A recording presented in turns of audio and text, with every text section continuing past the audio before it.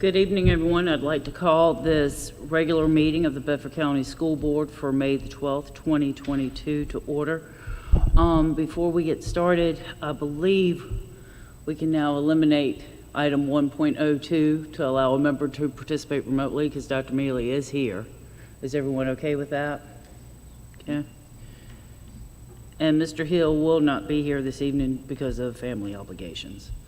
Ms. Johnson, would you please call the roll? Mrs. Kirby?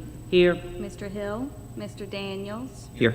Mrs. Hairston? Here. Mr. Holbrook? Here. Dr. Mealy? Here. Mr. Nelms? Here. Madam Chair, you have a quorum. Thank you, ma'am. Do I have a motion to approve the agenda? Madam Chairman, I would like to make a motion that we take a look at informational item 3.07 and 3.08 and move those items also to an action item as well tonight. Okay. I have a motion by Ms. Hairston to amend the agenda. Do I have a second? Second by Dr. Mealy. All those in favor, or I'm sorry, any discussion? All those in favor signify by saying aye. Aye. Opposed? No. Ms. Johnson, will you please poll the board? Mr. Daniels? No. Mrs. Hairston? Yes. Mr. Holbrook? No. Mrs. Kirby? No. Dr. Mealy? Yes. Mr. Nelms? I'm sorry, sir. Motion does not pass. Okay, now do I have a motion? Well, we amended the agenda anyway to remove 1.02. So do I have a motion to approve the amended agenda? So moved. Have a motion by Ms. Hairston. Do I have a second? Second. Second by Mr. Nelms. Any discussion? All those in favor signify by saying aye. Aye. Opposed? Motion carries. Do I have a motion to go into closed session? Madam Chairman, I move that we go into closed session pursuant to the Code of Virginia 2.2-3711, parentheses A13. Keep going. That's all I have. I'm so sorry. Let me see. Oh, okay. To discuss the assignment, appointment, performance, disciplining, and release of contract for specific school board employees, including the superintendent as provided in his contract pursuant to the Code of Virginia Code 2.2-3711, parentheses A3, for the discussion or consideration of the acquisition of real property for public purpose or for the disposition of publicly held real property where discussion in an open meeting would adversely affect the bargaining position or negotiating strategy of the public body. Okay, I have a motion by Dr. Mealy. Do I have a second? Second. Second by Ms. Hairston. Any discussion? All those in favor signify by saying aye. Aye. Opposed? We're now in closed session.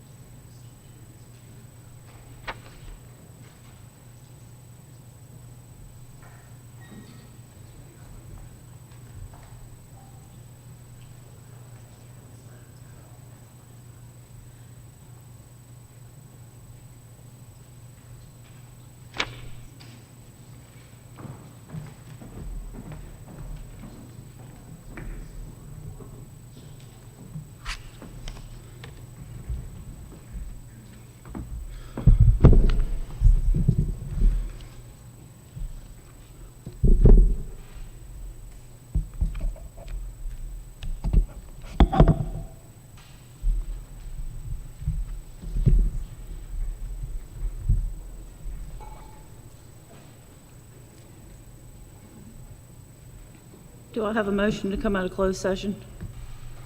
Chairman, I move we come out of closed session. I have a motion by Dr. Mealy. Do I have a second? Second. Second by Mr. Daniels. Any discussion? All those in favor signify by saying aye.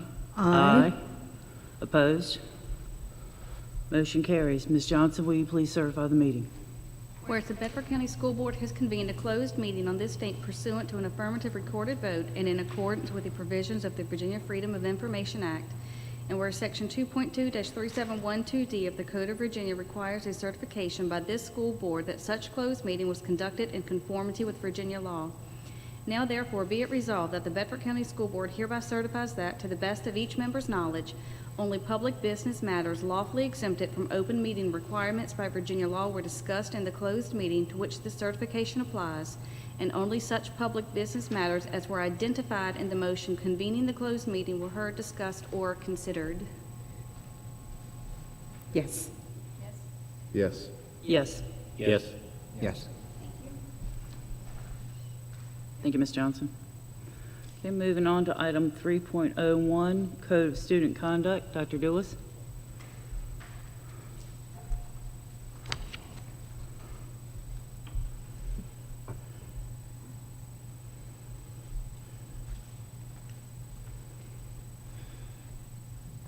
Thank you.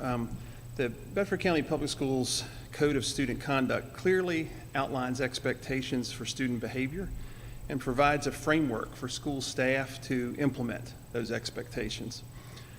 It's consistent with state law and federal law. The full draft document is provided in board docs. Each year, staff reviews the documents with school administrators to develop recommendations for future versions. We want to see if there were any issues that arose during the year that may need addressing, updating. To summarize this year's recommendation, the changes from last year to this year include updating the newly revised BCPS strategic framework, which is in the front of the book, clarifying terms related to student searches and seizures of property, just so we can be consistent with policy JFG, which the board has already updated in the past several months. Similarly, clarifying locations of misbehavior that schools can address to be consistent with those policies, with policy JFC. Again, the board already approved that policy. We just need to make sure the Code of Conduct matches the policy. We've added no contact directives as a response option for misbehaviors, and that's a common practice that schools use, and we just thought it should be reflected in the Code of Conduct. We've updated the technology use guidelines to match district policy and regulation, and also we kind of expanded K-12 one-to-one device program. And we've added a section to include the Stop It app as another option for reporting bullying and other concerns that students may have. Certainly happy to answer any questions about this updated version that you may have tonight, and we would ask that for approval of the Code of Student Conduct at the next meeting, June meeting, so that it can be in place for the 22-23 school year. Any questions for Dr. Dewis? I just have one. Would you remind me, please, the Stop It app? Who was the developer, and who's it endorsed by for us to choose that particular app? Probably 2 years ago, we convened a team to look at a number of applications that would allow students primarily, but school communities, to report threats or any red flags related to safety. Giving an anonymous option if they wanted it, because some of our climate data showed that there were a percentage of kids who weren't comfortable always coming forward in person to report. This company, so we looked at several. This is a private company, Stop It Solutions, that provides this app. They had a number of other clients in Virginia that we talked to when we were doing reference checks, and it's a very straightforward, simple product that has done what we Yeah. intended to do. And I'm not saying that we don't need it. Yeah. I'm just wondering why it's above everything else. Are any local divisions using it? I'd have to go back and look at the other divisions. There were several in Virginia who were, several in the Valley, and I can look and find specifics and certainly share that with you. I mean, but, that would just be nice to know. Yeah, sure. Any more questions? Yep, thank you, Dr. Lewis. Title grants, Dr. Woodford, Dr. Calvert, and Mr. Hagler. So for Dr. Calvert and Mr. Hagler, I'm going to just go over all three title grants. So the Title I Part A, the Title II Part A, and the Title IV Part A applications for 2022 and 23 are presented for information this month and for board approval at the June 9th meeting. The Title I Part A application provides resources for 8 of our qualifying elementary schools. These resources include funding for teachers, instructional support staff, professional development, and materials. And those schools are selected based on larger disadvantaged populations. The Title II application provides funding for some division support salaries, tuition assistance for employees, and professional development in support of improving instructional quality. And the Title IV Part A grant provides funds for programs and activities to improve students' academic achievement by increasing the capacity of local school divisions to provide all students with a well-rounded education, improve school conditions for learning, and improve the use of technology in order to improve academic achievement and digital literacy for students. Mr. Hagler, Dr. Calvert, and myself, and Dr. Eisenhower, Dr. Trosper, and Mrs. Weiss are here, and we can answer any questions you may have about the title grants. These are entitlement grants, which means we are entitled to the money. We just have to write the grants. They're not competitive grants. So we just have to make sure the grants are submitted before July 1, and that money will be available to us. So I'm happy to answer any questions I can, or yes. Yeah, thank you so much, first of all, for all three of these. They were so well written and constructed, so thank you all for your hard work on that. I really appreciate it. In the Title I grant, we talk about data. There's a lot of talk about data analysis, which I'm so glad to see. Can you give us, obviously not tonight, but a report on what was analyzed and what we did with that information? I would just really be interested in. Sure. Because I'm assuming that's like a 30,000-foot look at all 8 schools. That's right. Sure. And Dr. Eisenhower is actually asked Title I principals to submit a report on their data so that she can keep that information. We're monitored in Title I. She can speak more to that, but I know that she has asked them for information about their specific expenditures and how that supported the goals and the data. So we're happy to provide that when we have it available as we close out this year. Okay, thank you for that. And I just want to make sure too, I know this grant spoke about reading specialists, and these are in addition to the one that the county puts in, is that correct? Correct. Okay. It's all supplemental, so it's additional staff. Right. Is the needs, when was the last needs assessment done, or are you considering that as the first part of the Title I improvement plan or their school improvement plan? So yes, the needs assessments are done by the school every year as they create their school-wide Title I plans. And they do that in-house with their school and then get back to me with the things that they find that they need support with and staffing and other materials. Okay, thank you. But Diane, or Dr. Eisenhower, I'm sorry, No you problem. might also be able to answer this. In here, we talked about increasing family participation in events, which I know is required.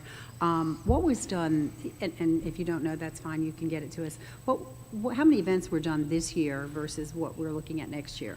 So our goal was to have 2 events for each school, but we did have some that weren't able to meet that because of in-person participation. But I know Bedford Elementary School and several other schools did do in person around December or January, kind of a walkthrough, gallery walk of different activities that the kids had done. They gave everyone a book, things like that. So we did have some, but not full participation like we had hoped due to restrictions with COVID.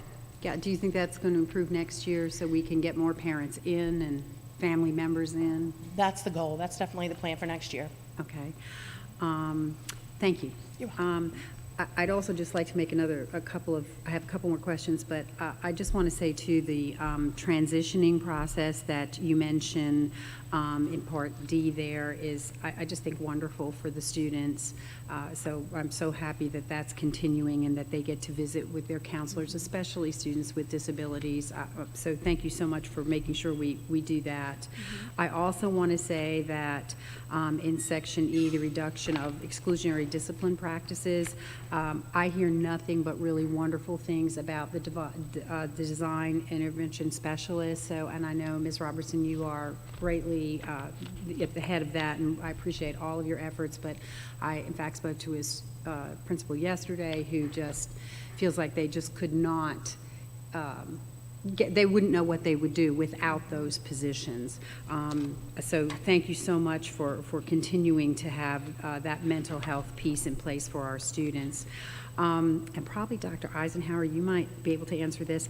In your measurable goals, for one, it says the most recent PALS data from the fall of 2021 shows that 74% of K through 5 students are meeting the benchmark.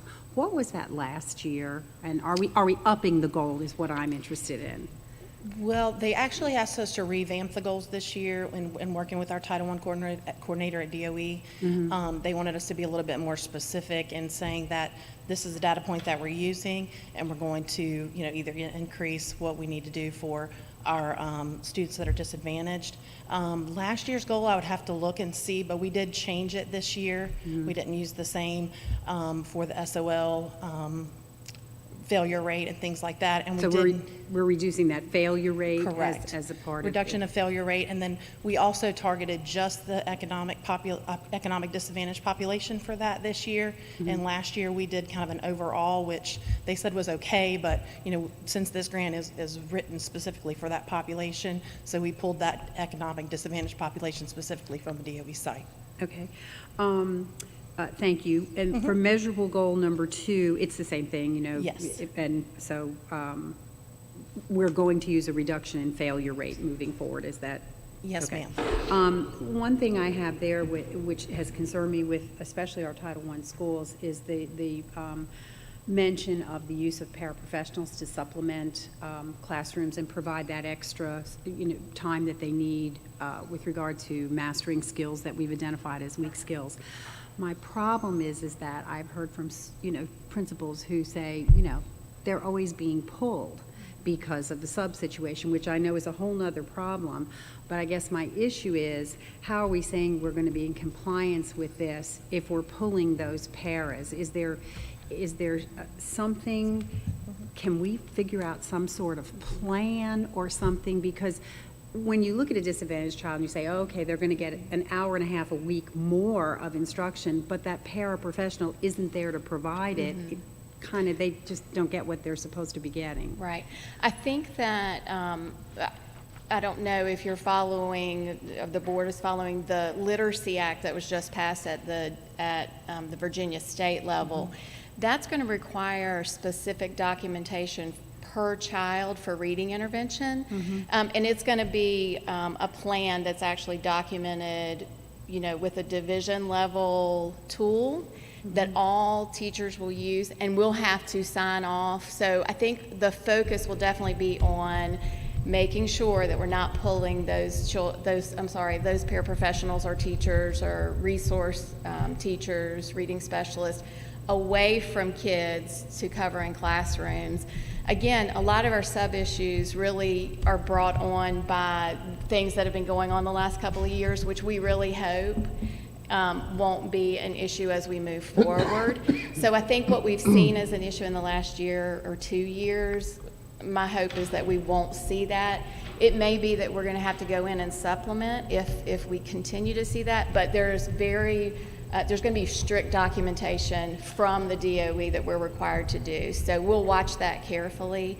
And you know how it is. It's you get to school and you don't have people covering classes, and you're doing the best you can, but we'll definitely keep watching that. Thank you, thank you. Let's see, I had a couple of other questions here. And this is a broad question, I guess, and maybe it's part of your data analysis.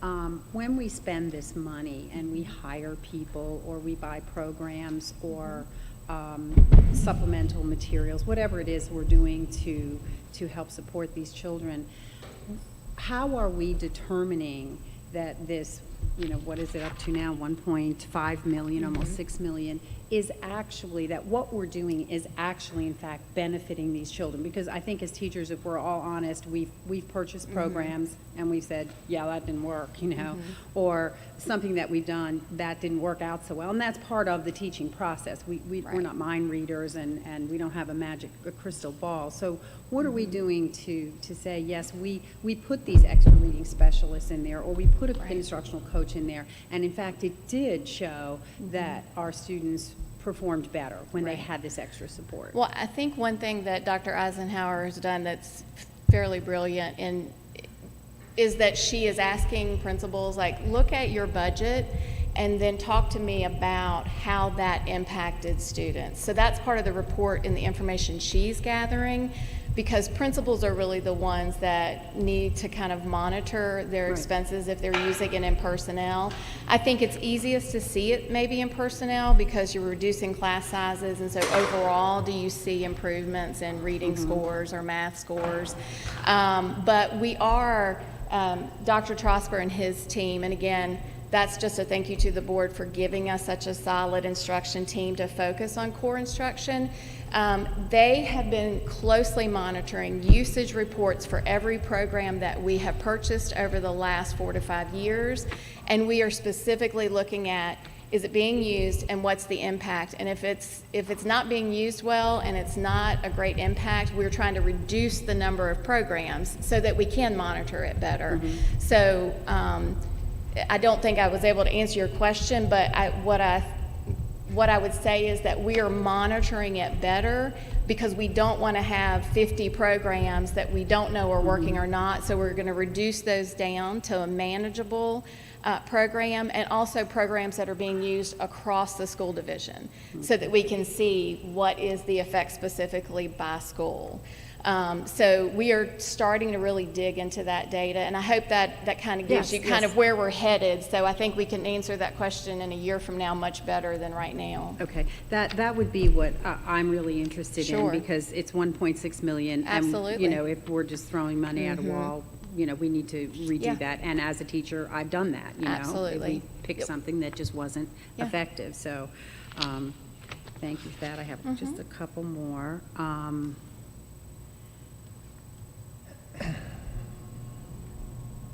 Okay, is the division now paying for any SFA materials that are needed by students? In other words, if I have a reading series, you will supply my workbooks or whatever it is I need. In SFA, we were doing a lot of that through Title I. Or has the division picked that up? Or Our hope was that we would be adopting a K-5 reading program, and we still have not gotten that conditional list from the Department of Education. So our advice to our principals was, we're all going to the same reading curriculum. If you choose to do supplemental materials in SFA, that would be supplemental dollars with Title I, but our focus dollars for the division are going to be in that K-5 reading program that we adopt. So we still list it in our grant because some of our principals want to use it as a remediation tool, but not the core reading curriculum. So the answer to that would be, we're not using textbook money or anything like that for SFA, but we're also not using it for any other reading program. It's just, we've got it sitting there for the reading adoption for all K-5 students across the school division. Okay, when we adopt the new program, are we going, SFA will become a secondary resource? Is that what I'm If, understanding? yes, if that's what principals and schools wish to do with it, Okay, so their correct. main would be the new reading series? That's correct. Okay. On, I don't know what page this is, I'm sorry to say, the eligible attendance areas, Bedford Primary, I just wanted to make sure this was correct. They have identified 100% as low income? So they're a community. Oh, Yes, great, so great, great. they receive 100% funding Yeah, because yeah. of that. Okay, yeah, great, okay.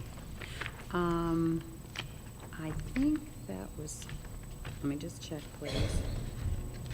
Yes, those were all the questions. Thank you so much. It was really so well done and just so easy to read, and I really appreciate all the work, and to the other grants as well. Yes. Harrison? Thank you. Dr. Woodford, I just want some clarification on something you said earlier Okay. regarding instructional paraprofessionals or paraprofessionals working with those students in our Title I schools.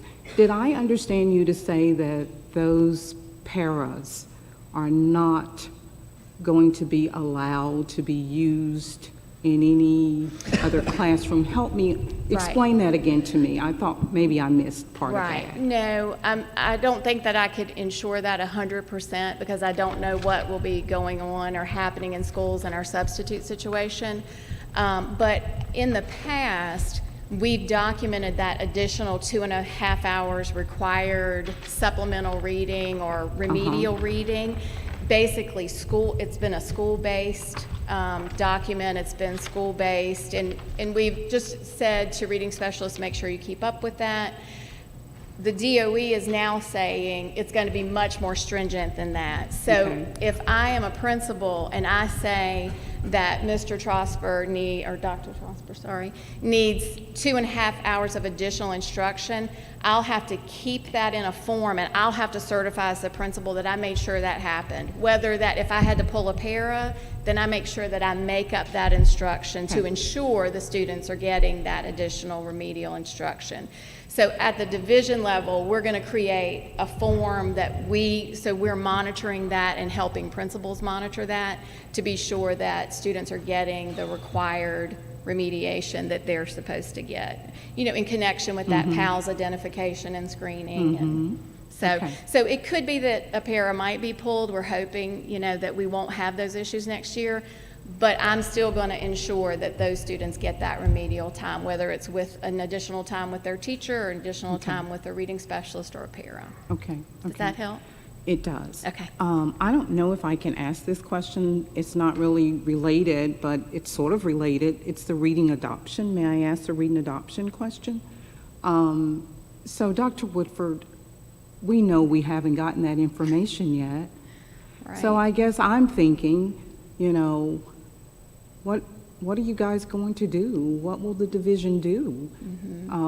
Will the schools just continue to use the reading programs that they currently have? We have not gotten very specific as an instructional team. I think we were kind of assured that we would have that information by the 17th of April. We keep just kind of pressing. Dr. Eisenhower keeps kind of pressing and asking. We are going to get to a point, Dr. Trosper and I have talked about, that to get the materials and to get the training done for the teachers and to be ready, we're going to pass a point. So if that happens, then what we'll do is we'll just hold that money in that K-5 adoption, and then we will make sure that our schools have the materials they've been using for one more year, what they're comfortable with, what they're used to. We'll get those materials ordered, and then we will do that adoption once that list comes out, and we won't implement it until the following year. So that's kind of the plan. We've not talked to Dr. Bergen about it. We've not talked to the executive team, but just in our thinking, that's probably what we would do. Yeah, I think that's a good plan. I really, really do. I think the training for the teachers is really crucial. Yes, we've already been able to do training for the teachers for the textbooks we were able to adopt, and so we're already a little bit behind the game. Okay, thank you. Any more questions? Okay, Thank you. thank you.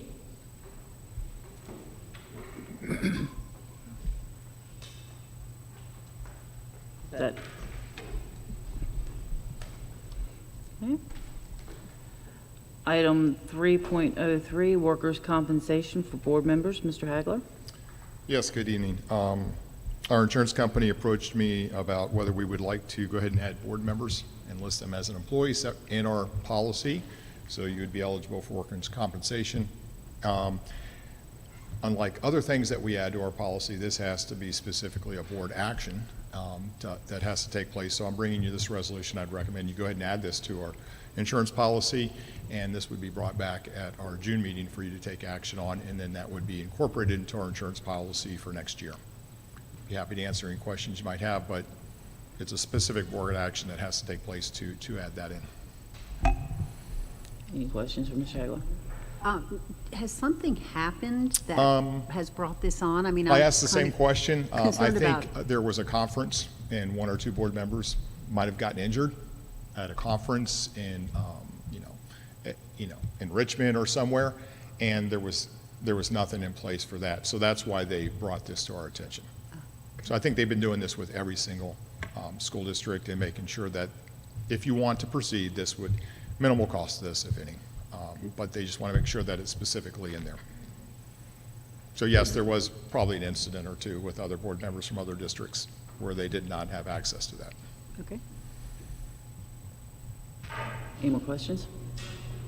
All right, thank you. Okay, thank you, Mr. Hagler. 3.04, strategic plan strategies. Dr. Bergen? Yes, ma'am. So, board members, we've been bringing the development of the strategic plan to you, as it has unfolded.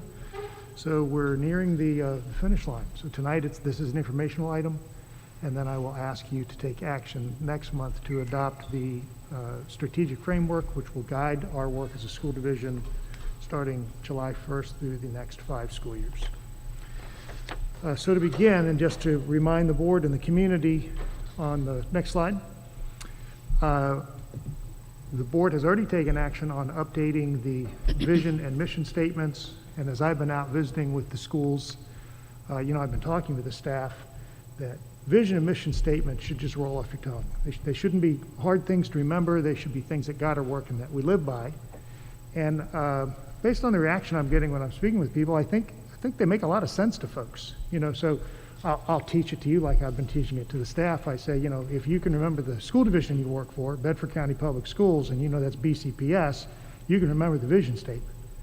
So building citizens and promoting success is our work, whether we work with preschoolers or kindergartners or 12th graders or adult students. We are focused on good citizenship skills, that we interact with one another in appropriate ways, student to student, student to staff, parent to staff, vice versa, all combinations. And that we promote success for all students, no matter what their starting line is and their finish line. We have high academic expectations for their success. And then for the mission statement, I'm old enough that I can remember back before the current century, as we were entering the 21st century, we talked about 21st century learning skills, and we talked about the 5 C's. We're now 22 years in, so I think we're good with the 5 C's. And that's our mission statement. So every day, students should have opportunities to communicate, collaborate, think critically, create, and build their citizenship skills. So that I think people have been very appreciative of the simplified version of the vision and mission statements, and that's at the core of our strategic planning. You're also aware, and the community is aware, that the work that the previous administration did in developing core values, they're still very good statements. We just tweaked them a little bit as a board a couple of months ago, but they'll remain almost wholly intact, with a focus on students, of course, energizing the learning by creating safe and dynamic learning environments, challenging students to reach personal goals every day, always acting with integrity, and collaborating with our staff, families, and the community to support our learning. And as we look now at the goals you've already taken action on, what we're presenting for information tonight is the strategy level. So you're going to see in the strategies support those goals as the goals support those core values. And they all fit underneath the umbrella of that new vision and mission statement. So just to repeat, there's 4 goals. They're also fairly easy to remember. Goal 1 is high academic expectations for all our children. 2 is maintaining safe and supportive learning environments. Goal 3 is ensuring we have an exemplary workforce, and goal 4 is maintaining and further developing mutually supportive partnerships with our parents, families, and community organizations. So for tonight, you're seeing for the first time the 12 strategies that map to the 4 goals.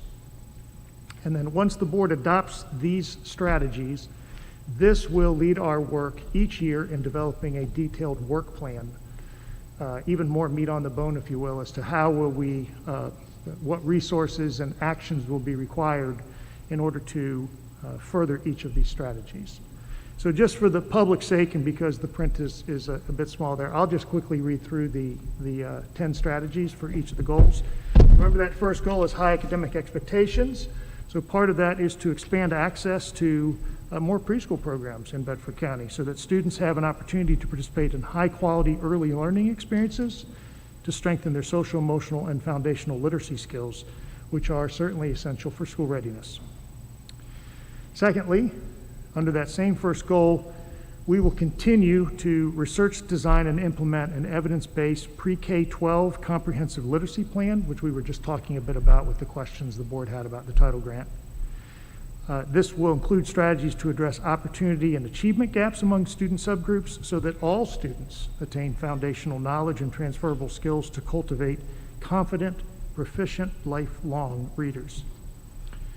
In a similar vein, the third strategy under Goal 1 is to research, design, and implement a division numeracy framework to focus on building conceptual understanding of number and number sense so that our students gain foundational knowledge that enables them to develop transferable skills, to master critical learning phases, and prepare them for future success in algebraic thinking and post-graduation plans.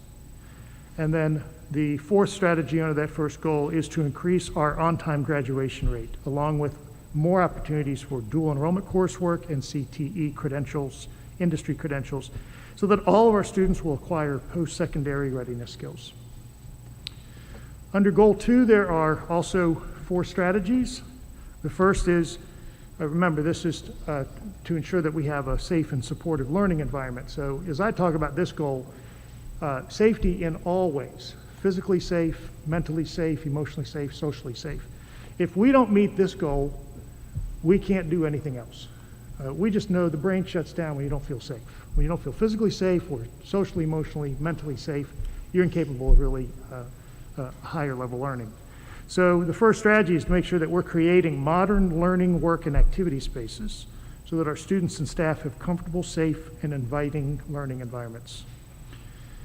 Secondly, we want to make sure that we're promoting student ownership and responsibility for learning environments so that the facilities and the learning spaces are sustained and continually improved. Likewise, equally important, the third strategy is to establish procedures and practices that utilize student voice in problem solving so that schools will balance dignity with accountability in discipline and provide a tiered system of support for mental health and behavioral needs. And lastly, we always want to make sure we're ensuring that we're creating a school culture of acceptance so that schools promote a sense of belonging and foster student social and emotional development. The third goal is really all about our staff, making sure that we have an exemplary workforce, which means we need to, with the first strategy, recruit those qualified candidates, prioritize compensation, cultivate a positive climate, and support and retain that current staff so that Bedford County Public Schools transforms into an employer and community of choice for Central Virginia, promoting positive outcomes for student achievement. And the second strategy is to establish a culture of excellence by providing professional learning that facilitates the individual growth of all staff members to broaden their job skills and enhance their job performance so that students are supported by high-quality employees. And that leaves us the fourth goal, which is the importance of building, maintaining, and developing mutually supportive partnerships with our families and our community organizations. The first strategy being to encourage opportunities for family support and increase communication so that knowledge of student opportunities are enhanced. And equally important, we need to increase work-based learning experiences facilitated through mutually supportive partnerships within the community so that students are provided opportunities for career exploration and workplace development. There are potential indicators listed at the bottom for each goal. These indicators are the same indicators that we've been using in education currently, and we would continue to look forward. There have been some good questions here tonight, even within the title grants. We have kindergarten readiness scores, we have PALS data, we have pre and post division designed assessments, we have SOL scores, we have AP and dual enrollment numbers, as well as how well children are, how well they're doing when they take those assessments. We have graduation rates, we have how many students are referred for a discipline referral, how many are not referred for a discipline referral. All of these measures are important, and they all map back to one of these 4 goals. The last thing I'll say is I'm speaking in the community. I have always believed that strategic planning has to be front and center of our work. So when we get around to developing budgets in future years, it's my intent to be able to share with the board anytime that we're looking to do something, it needs to anchor back to our strategic plan. I'll use the capital improvement program as an example since it's on our agenda for tonight. That directly maps back to goal 2, making sure that we have a safe and supportive learning environment. Remember that first strategy is to create modern learning, work, and activity spaces. That's our commitment in our strategic plan, that we will maintain modern learning, work, and activity spaces. And to do so requires a plan, not 1 year at a time, but years at a time. So the CIP that we're presenting to you tonight for your action is a 10-year look forward, and we will continue to bring you a 10-year look forward. So we're going to spend most of our time talking about what do we want to accomplish and what can we fiscally accomplish in the next year, but we need to be thinking about what will we accomplish 2 years out, 5 years out, 10 years out, and be planning for those enhancements. That directly ties back to our strategic plan over the next 5 years, as an example. So we have plenty of staff in the room to answer any of your questions. All of these strategies have been designed by teams of individuals who will continue to own this work. Those teams include central staff, as well as school-based staff, reading specialists, a myriad of individuals who will lead the work, monitor the work, and make adjustments as we move along through the next 5 years in implementing this plan. So again, this is an information item for tonight. I will ask for the board to take action next month, but at this time we would open the floor for any questions, Madam Chair. I really liked your strategies here. I just have one suggestion that you could consider on goal number 3, Sure. and that is strategy number 2 at the very end, where you say job skills and enhanced job performance so that students are supported by high-quality employees.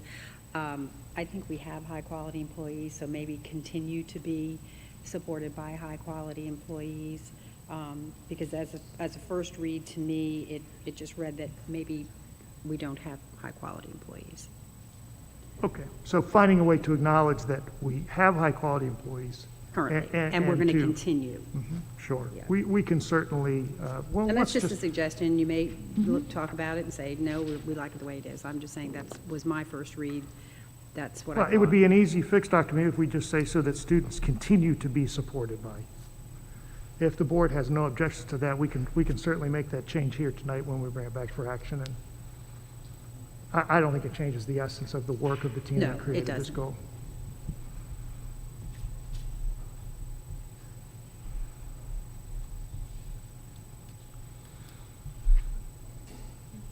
Any more questions? Well, thank you for that one, Dr. Bergen. So let's move on to policy updates with you again, please. Yes, ma'am. So for the viewing public and for the board, we have on the screen the 7 policies and 1 regulation that the Intergovernmental Affairs Committee, which Mr. Daniels and I have now agreed we're just going to call IGA because it's a lot simpler. The IGA committee met on April 26th with myself and appropriate staff, and we reviewed a pretty good sized packet, and we were able to work through 7 policies and 1 regulation. So I'll just briefly, for the public's sake, all of the detail, of course, is in the red line version, which is accessible through board links. I'll just give you the high-level overview. Policy BHE, school board member insurance, has been updated simply for cross-references. CF, school building administration, language has been updated regarding principal leadership responsibilities, as well as some legal updates and cross-references. JC, school attendance areas, has been updated to insert the name of a companion policy, as well as legal and cross-reference updates. JHCD, administering medicine to students, there has been some significant revisions to this policy to address the administration of CBD THC-A products, all in accordance with recent changes to the Code of Virginia, as well as the relocation of some language from the policy to the supporting regulation. And so that you could see how that language has been relocated, we've also included in the packet the corresponding regulation, JHCDR. In addition to that language being moved over, you'll also see in the regulation specific guidance for diabetic self-care and the use of stock albuterol. JHCF, student wellness, garnered quite a bit of conversation with the committee. The policy language has been changed under a section for nutrition promotion and education to specify that parents must communicate with teachers in advance when requesting to bring food for special events, to allow time for the teacher to review the individual student allergies and healthcare plans for the other students in the room. There's also been some other language in that policy relocated for clarity and to streamline topics. Policy LEA, student teaching and internships. Staff did quite a bit of work on this particular policy. The changes will allow for added flexibility for the placement of student teachers and interns, specifically to allow us to place interns with teachers with less than 3 years of experience, only if necessary, as well as to require criminal background check of student teachers and interns. In addition, the minimum number of hours of teaching experience required for a teacher to serve as a supervising teacher, we are suggesting we increase from 2 years to 3 years.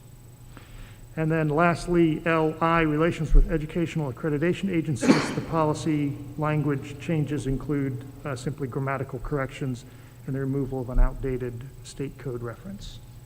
So these 7 policies and 1 regulation are for information at this time, and we'll bring them back next month for action. There's plenty of staff in the room if you have any questions about any of these particular policies. Any questions?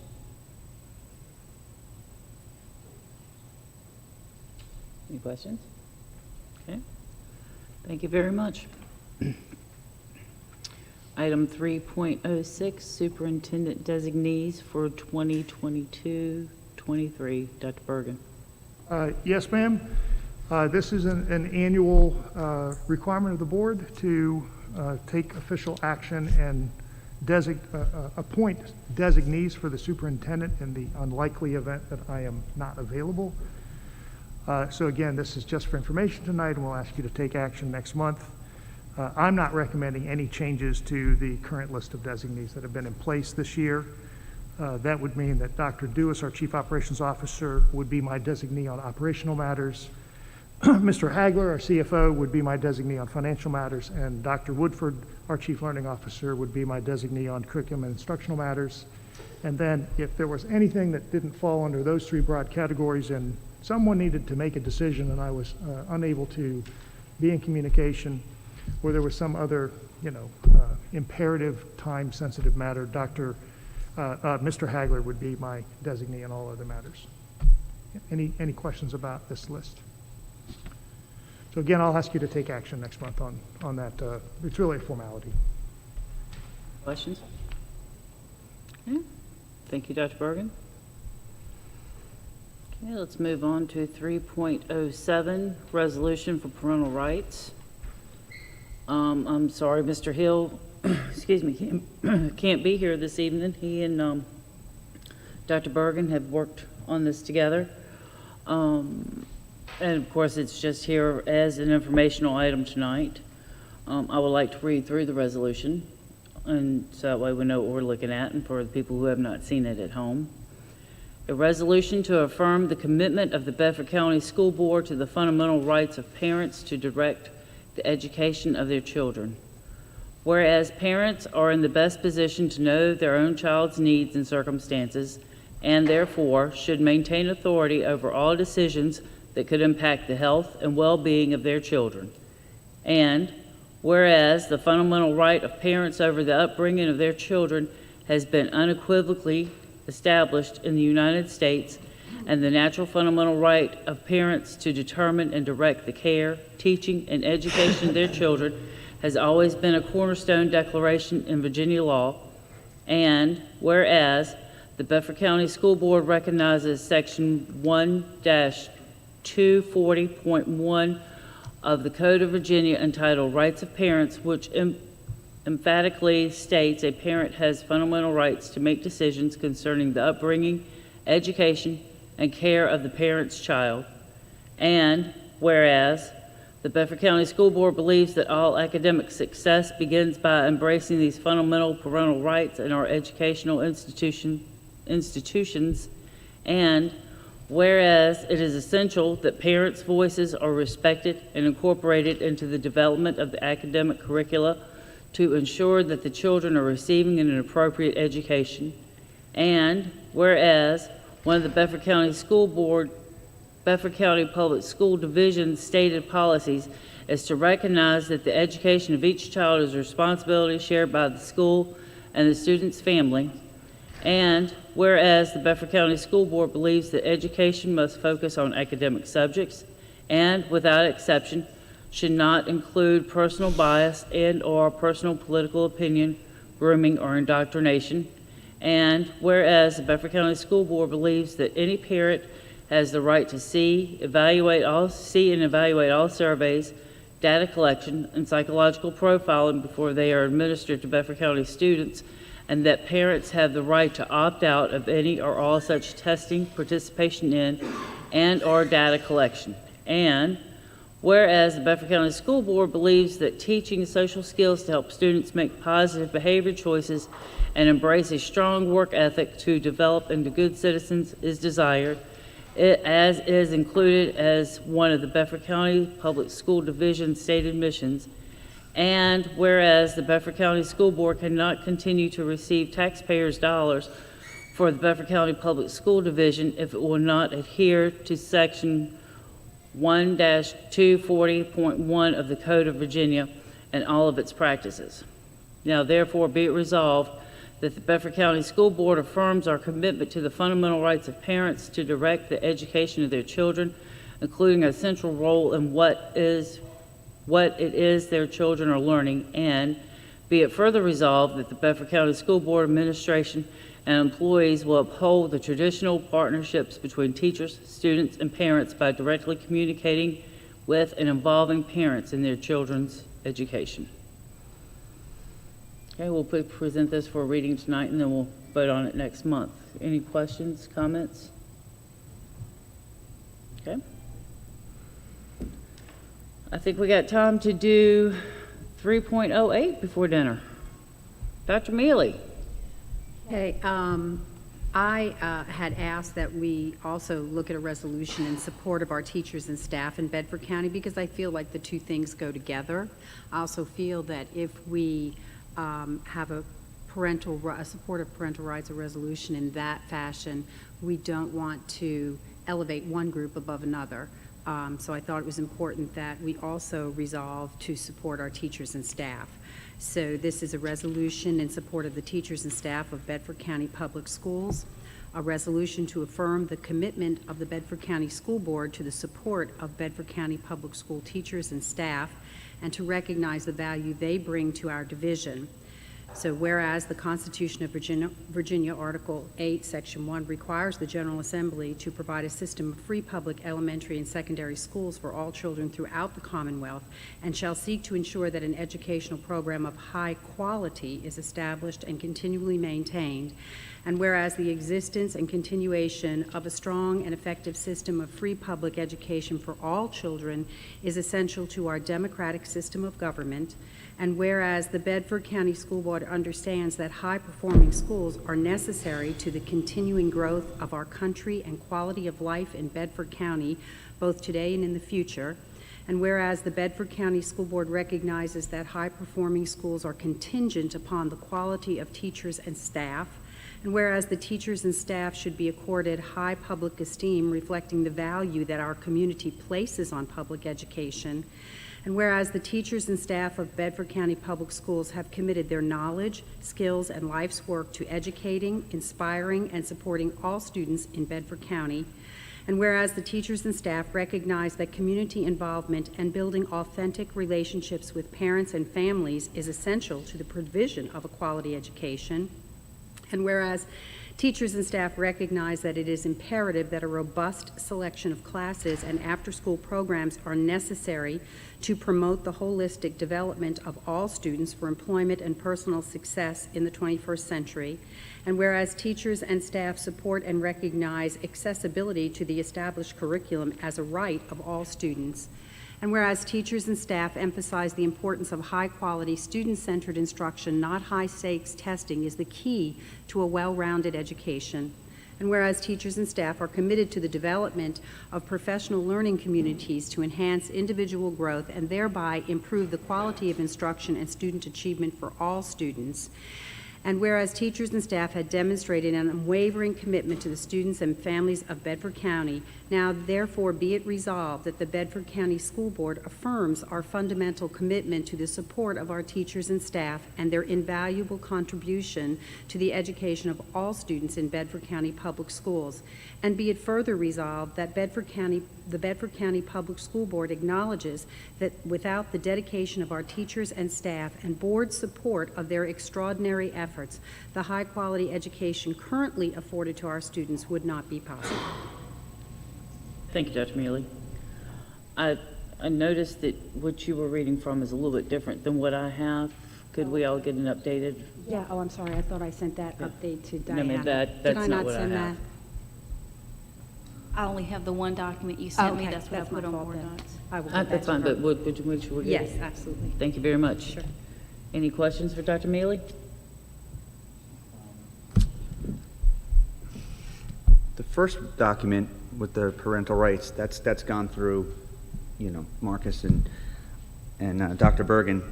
This is, I know we just got this, but does this need to go through the IGA committee as well? To Dr. Mealy's defense, the other one didn't go through the IGA understand. committee either. I just went through Mr. Hill and Dr. Bergen and myself, so that one didn't go through. So if We didn't have to go through that. so if we don't do it for one, we can't do it for the other. Okay. I think they should both go through. So we'll bring them back next month consider it for a vote. Okay? Going to have time to go through. We'll have a meeting before the end of May. And then, then we would have to bring back whatever they change before we would Okay. vote on it. So it would be another informational item Okay, next so we'll month. okay, you're right. Okay, so both of them need to go through the committee. We all agree with that? I do. I think so. Okay, then we'll see it again next month as an informational item. Okay, well, we actually got all that done, so we will now take a break for dinner and reconvene at 7 o'clock.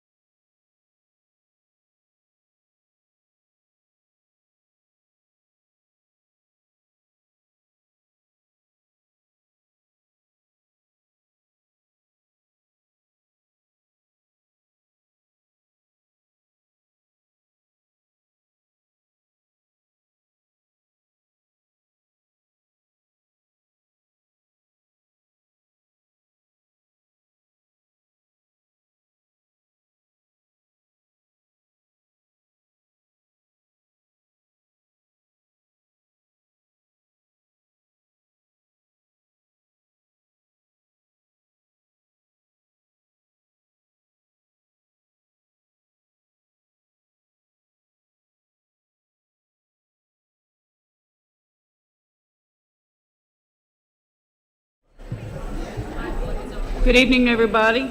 I'd like to reconvene this regular meeting for May 12, 2022 of the Bedford County School Board. If you would please rise for the Pledge of Allegiance.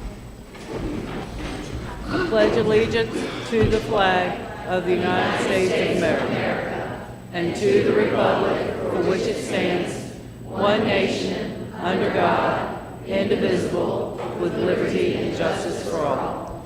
Thank you. You may be seated.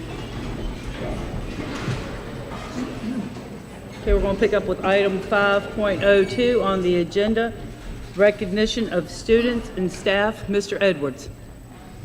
Madam Chair, Dr. Bergen, will you please come forward?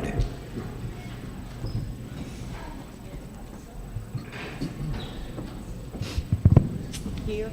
You want us up here, Ron? I would like right here.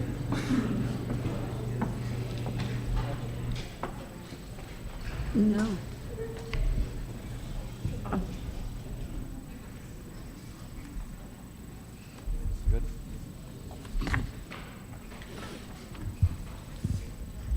Tonight, once again, we recognize students and staff that have recently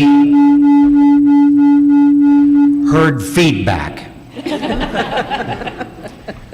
Forensics is a competitive public speaking competition. Students select material for individual performances and prepare for competition. Categories include areas such as dramatic performance, formal speeches, impromptu speaking, poetry, and storytelling. Forensics is also a VHSL sport, and we're proud to have not one, but 2 state champions. Stanton River High School's Jaheim Leftwich couldn't be here with us tonight, but our other one could. Forensics state champion from Liberty High School, Marissa Parikh.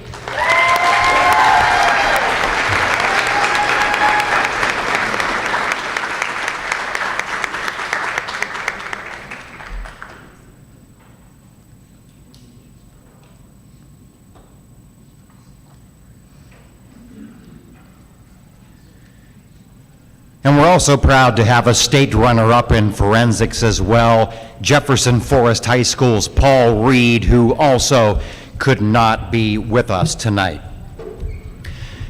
This year's Odyssey of the Mind Virginia tournament was affected by the pandemic.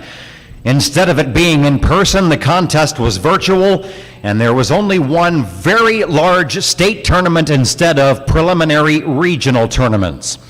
A group from JF shook off all those challenges and put on one outstanding performance.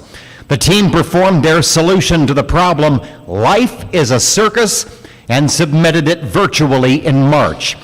They found out last month that they had qualified for World Finals with a score of 339.25 out of 350, which was good enough to be state runners-up.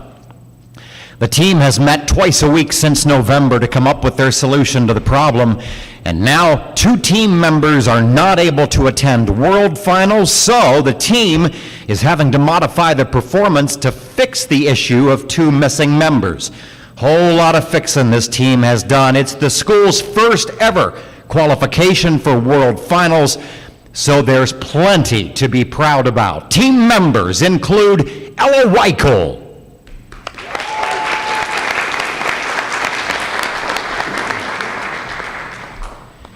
Jack Coleman,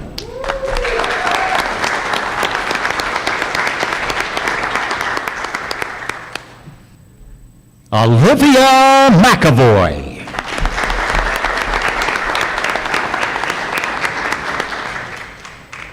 Emily Jacobo Sanchez,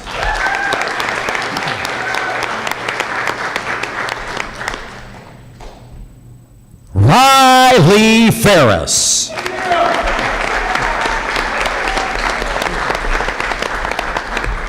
and finally, rounding out the team present with us tonight, Molly Ellis.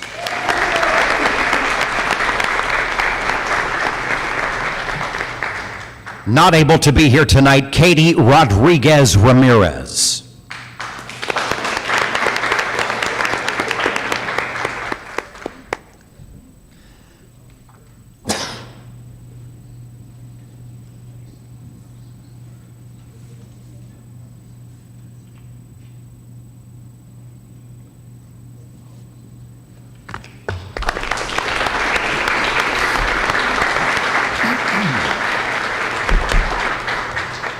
At Bedford County Public Schools, we make it extremely difficult to become the County Teacher of the Year, and for good reason. We want the best every single year.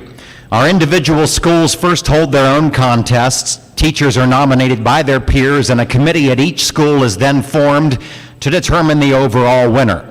That winner then must spend many hours putting together an extensive portfolio together on themselves, their teaching philosophy, career, participation in the community, among other areas. And those 20 portfolios are then taken and rated by a distinguished panel of judges that include Ruth Stutzman, retired teacher from JF, former Bedford County High School Teacher of the Year; Jamie Key, retired teacher from Liberty High School, former Bedford County Teacher of the Year, Region 5 Teacher of the Year, and one of 8 finalists for Virginia Teacher of the Year; and Huddleston Elementary's Amy Mallow, former Bedford County Teacher of the Year, Virginia Region 5 Teacher of the Year, and also one of 8 finalists for Virginia Teacher of the Year. We thank these judges for their hard work and dedication. There are approximately 90,000 public school teachers in Virginia. To become one of the final 8 for Virginia Teacher of the Year, it is an amazing feat and something our teachers have done a remarkable 6 times in the past 13 years. Which leads us to this year, and who we hope will become our 7th in 14 years, New London Academy teacher and Bedford County Teacher of the Year, Katrina Grooms.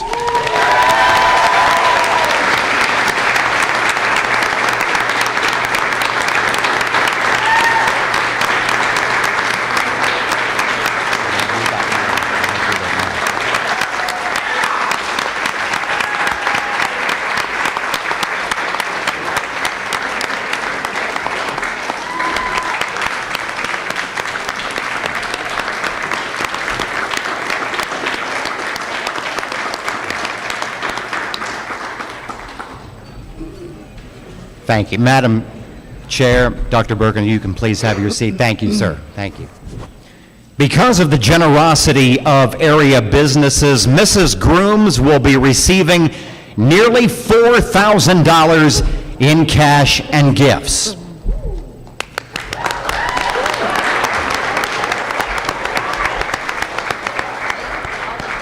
As you can see on the screen, our generous sponsors include Sam Moore Furniture in Bedford, Fostec Corporation, J.M. Freebird, Simply Vanilla Gourmet, Virginia Furniture Market, Bedford Area Educational Foundation, New London Salt Spa, Emerson Creek Pottery, Manita Farm and Home Center, and finally Bedford County Public Schools.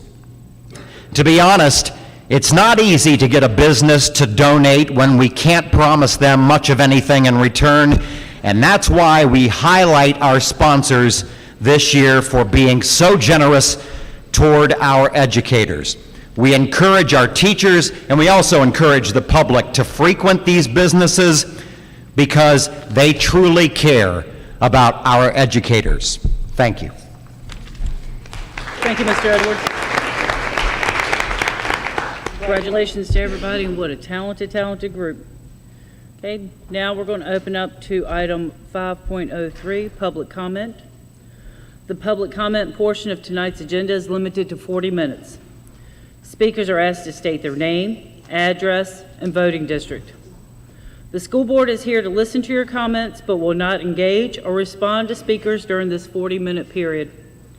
Please remember that it is a public meeting and that we expect all speakers to refrain from any foul, abusive, or hateful language. Mr. Edwards will serve as a timekeeper for individual speakers, with a ringing bell indicating that a person has 30 seconds remaining, and a second bell will ring indicating a person's 4 minutes have expired. Mr. Edwards will also serve as timekeeper for our cumulative 40-minute period. When Mr. Edwards' 4-minute timer bell rings, please discontinue speaking and allow the next person in line to come to the podium.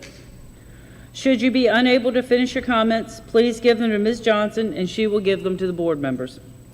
Please do not touch or adjust the microphone at the podium as it has been positioned for optimum audio quality. Mr. Edwards? Madam Chairman, we are ready to roll. Our first speaker, Dr. Cherie Whitehurst.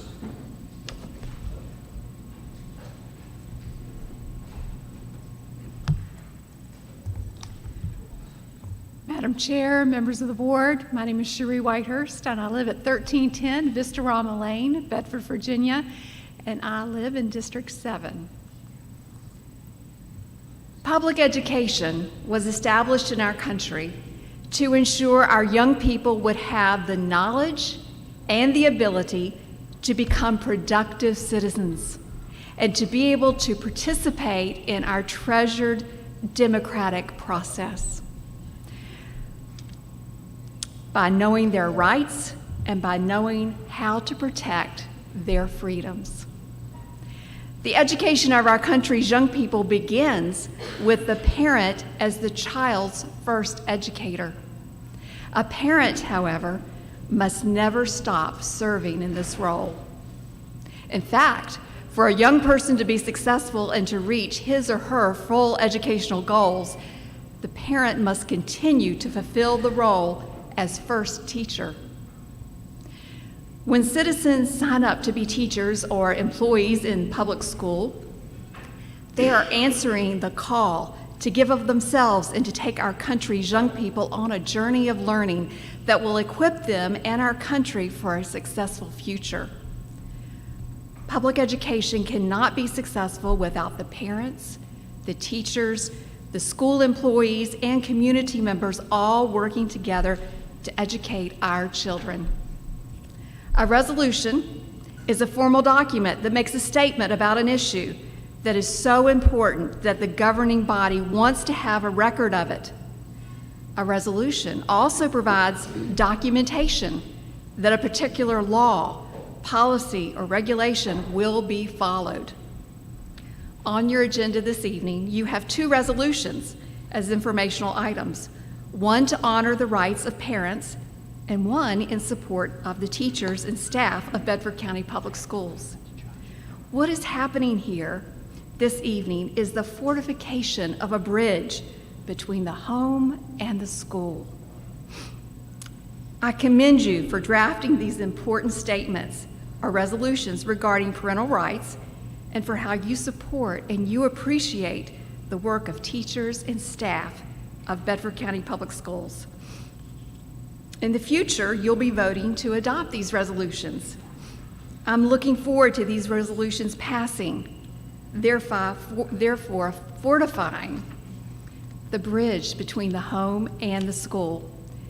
This fortification will help ensure that the young people of our community will become productive citizens who will be able to successfully participate in our democratic process.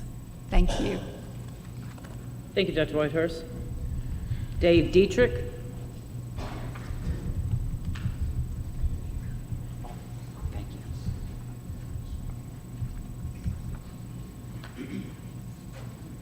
I'm Dave Dietrich from District 4 and 1064 Amanda Court in Forest, Virginia.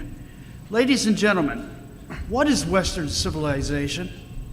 Generations of thinkers have addressed that question. Most have concluded it is defined by unique culture, ethical values, philosophy, and religious beliefs. Western civilization's 3 major historical pillars are said to be classical Greco-Roman, Judeo-Christian, and Gothic influences. There are also shared historical experiences that include the Renaissance, Reformation, and Enlightenment. Certain unique ideas have influenced the Western tradition. These include the concepts of universal truth, the individual matters, natural rights, rule by law, systematic quest for knowledge, moral growth, liberty, and self-governance. Western civilization also has not been limited to white males only.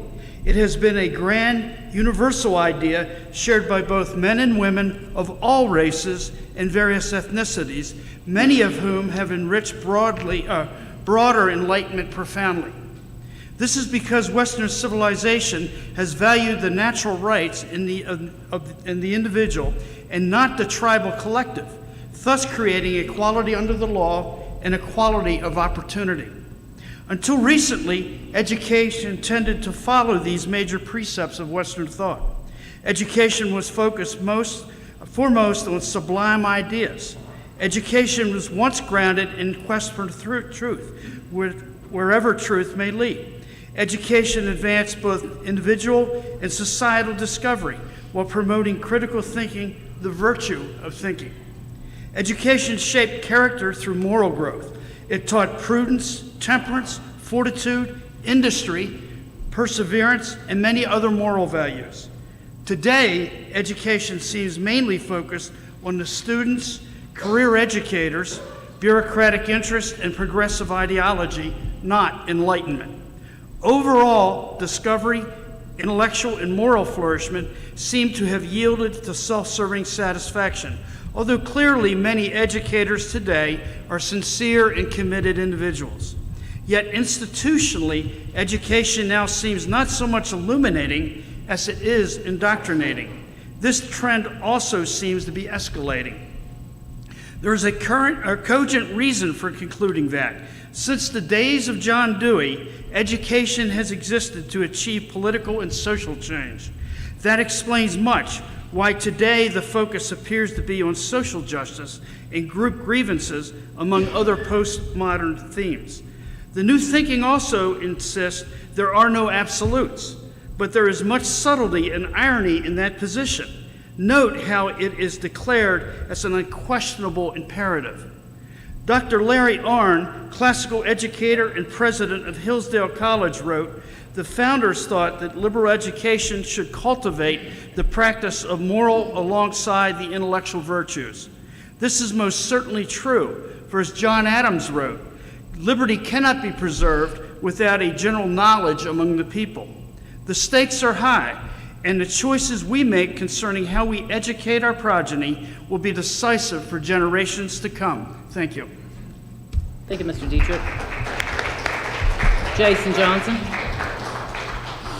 Jason.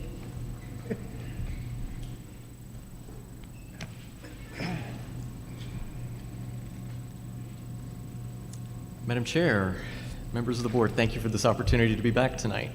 My name is Jason Johnson. I live at 6735 White House Road in Manita in District 2.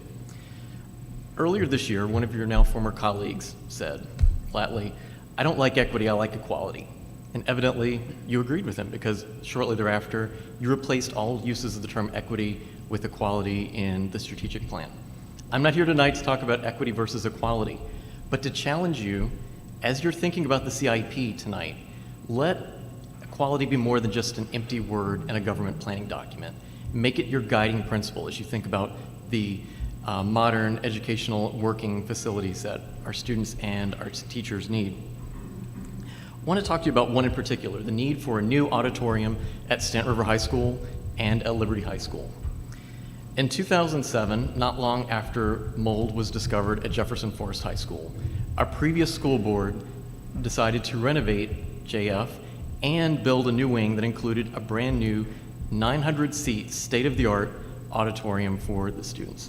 Now, this is not another one of those JF gets everything speeches. This is just a reminder, if you believe in equality, let's give the performing arts students in the Stanton River Zone and the Liberty Zone the same state-of-the-art quality facilities that their peers in the Forest Zone have. In 2016, when a previous board that I served on with Ms. Kirby was discussing a new competition gym at Liberty High School, Mrs. Kirby, I remember, was very adamant, we need to make sure that Liberty High School has the same exact competition gym, square footage, facilities, everything that the competition gyms at Stanton River and at JF had. All we're asking is that you give the same respect for equality to the performing arts students at Stanton River and Liberty. In September 2023, Stanton River will commemorate its 60th anniversary of operation. And since that time, 2 new buildings were constructed and all of the original buildings were renovated thoroughly, except for one, the auditorium. So when you sit in that auditorium in the hard seats and you smell that unmistakable aroma, you are sitting in the same seat and smelling the same thing and seeing the same walls that many of our students' grandparents and possibly even now great-grandparents experienced when Stanton River first opened during the Kennedy administration. Very similar situation at Liberty High School. If you haven't had an opportunity to catch The Wizard of Oz last week, you got to experience another almost 60-year-old auditorium. That's not equality. When the theater department has to have storage sheds like many of us would have in our backyards for our lawnmowers and gardening tools to store costumes and scenes, props, that's not equality. When they have to move things off of the floor when it rains to avoid them being washed away in a flood, that's not equality. When the marching band has to worry, will their brand new uniforms get mold in an unventilated closet, that's not equality. When the choir has to move the risers before and after class in the band room so that the band can then take over, that's not equality. We heard at the last meeting some solutions for potentially abating the water problem. They said that was just a Band-Aid. Putting a Band-Aid on a 60-year-old building is not creating equality. If we want to create equality of our learning environments, we need a new auditorium at Stanton River High School and at Liberty High School. It will benefit our students. It will let our performing arts students know that in Bedford County, we value their work and their passions just as much as we do the work and passions of our student athletes. Further, it's not just for our students and our teachers, like Ms. Given, who definitely deserves it, and Ms. Cruz for all that they do. But it's also for our community. Pre-COVID, many churches, community organizations, and others rented these spaces for worship services, for large community meetings and other performances. For many people that don't have children in our school system, football fields, the auditorium, and the basketball court might be the only three places they know about our schools. Let's show their community that we value the performing arts in Bedford County by providing equality of learning opportunities and spaces for our performing arts students. Thank you very much. Very much, Mr. Johnson. Timothy Griffin.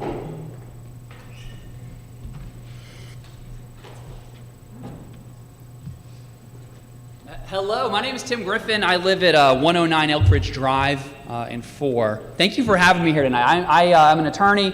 I get to practice election law, and I get to serve Bedford County as the GOP unit chair for the Republican Party here, and I am so proud of the school board that we have elected, and I thank you all for the service that you do.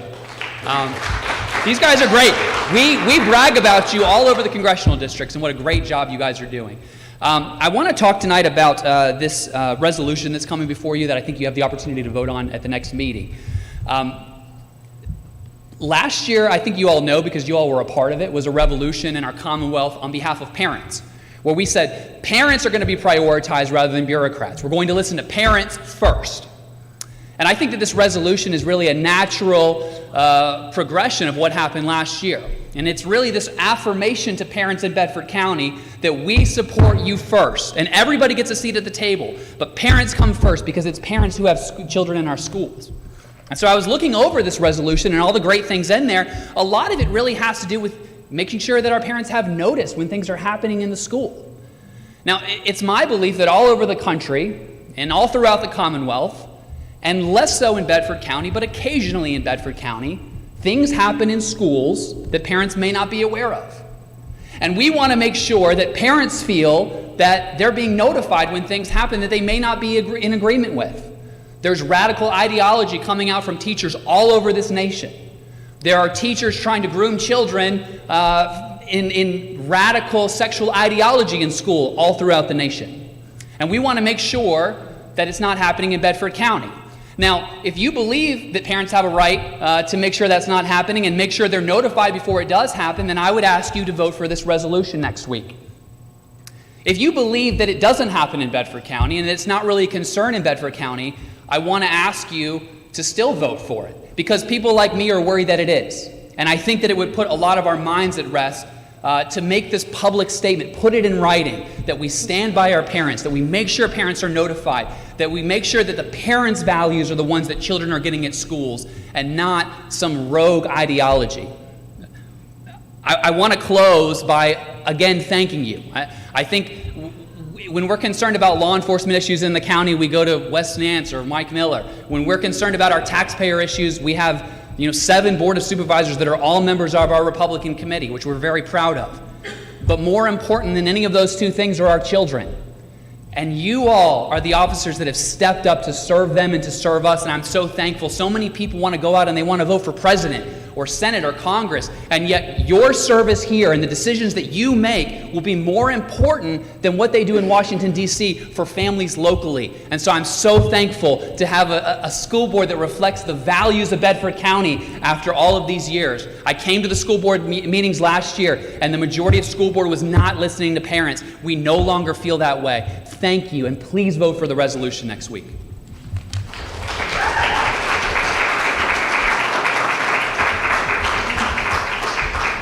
Thank you, Mr. Griffin. Christian Sneed.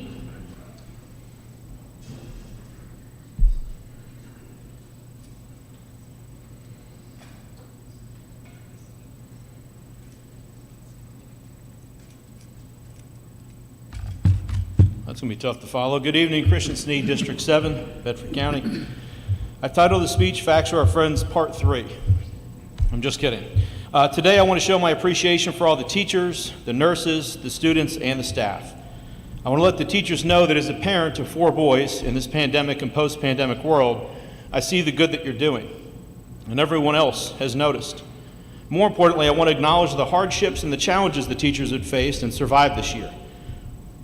You have survived 100% of the difficult days that you have faced. Your ability to handle the stressors of the classroom, the curriculum, regulations, and changing policy is something to be admired and is nothing short of a miracle. I speak for so many of the community members that see the difference that you're making after months of hearing, I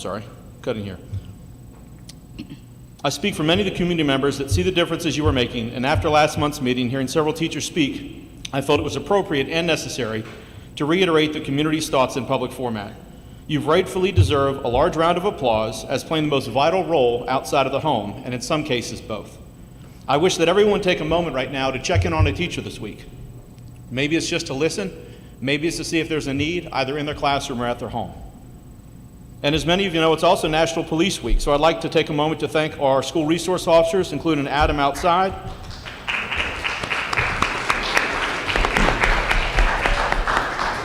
for the vital work that they and our Bedford County law enforcement personnel perform. This includes dispatchers, officers, office personnel, and even the K-9 dogs. Police positions are much like teachers. They face many different scenarios, they're often scrutinized by others, and they're rarely validated.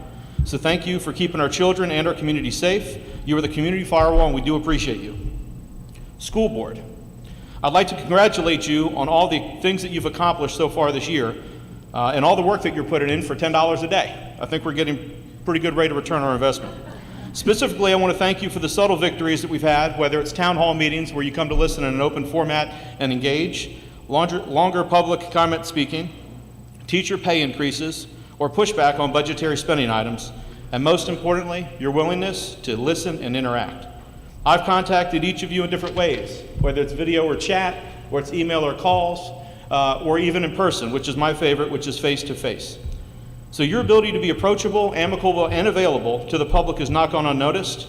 And while you cannot make everybody happy, you've done a very good job at making many people feel appreciated. Lastly, students. Congratulations to our seniors, to our 5th graders, our kindergartners, and our preschools on celebrating your monumental milestone in your educational journey. Congratulations. You deserve to celebrate these achievements. You've persevered through some really tough couple years, and you will be stronger because of it. Hard times create strong men and strong women. Regardless of your next step, I'm excited about the next steps that you get to take, because I remember having to make that decision. Was I going in and entering into the workforce? Was it going to be for military service, continued education, to learn a trade, or start my own business? Each of you have my utmost respect. Keep moving forward in whatever path you choose and give it your all. I'd like to give a special shout out to Kennedy Ferris, who's graduating this year. And while I'm doing that, I also like to give a shout out to a couple more people that are here with us tonight. One of those is Delegate Wendell Walker.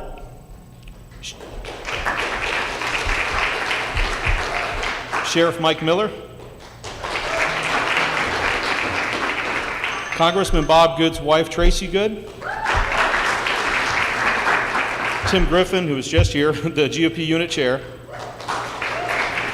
as well as the other community members of the past year, and also join us tonight with parents to show our support for the parental rights resolution. And teachers, you are next. We've had many conversations, and we've heard board members and teachers talking about it, so just hold tight, help's on the way. Thank you.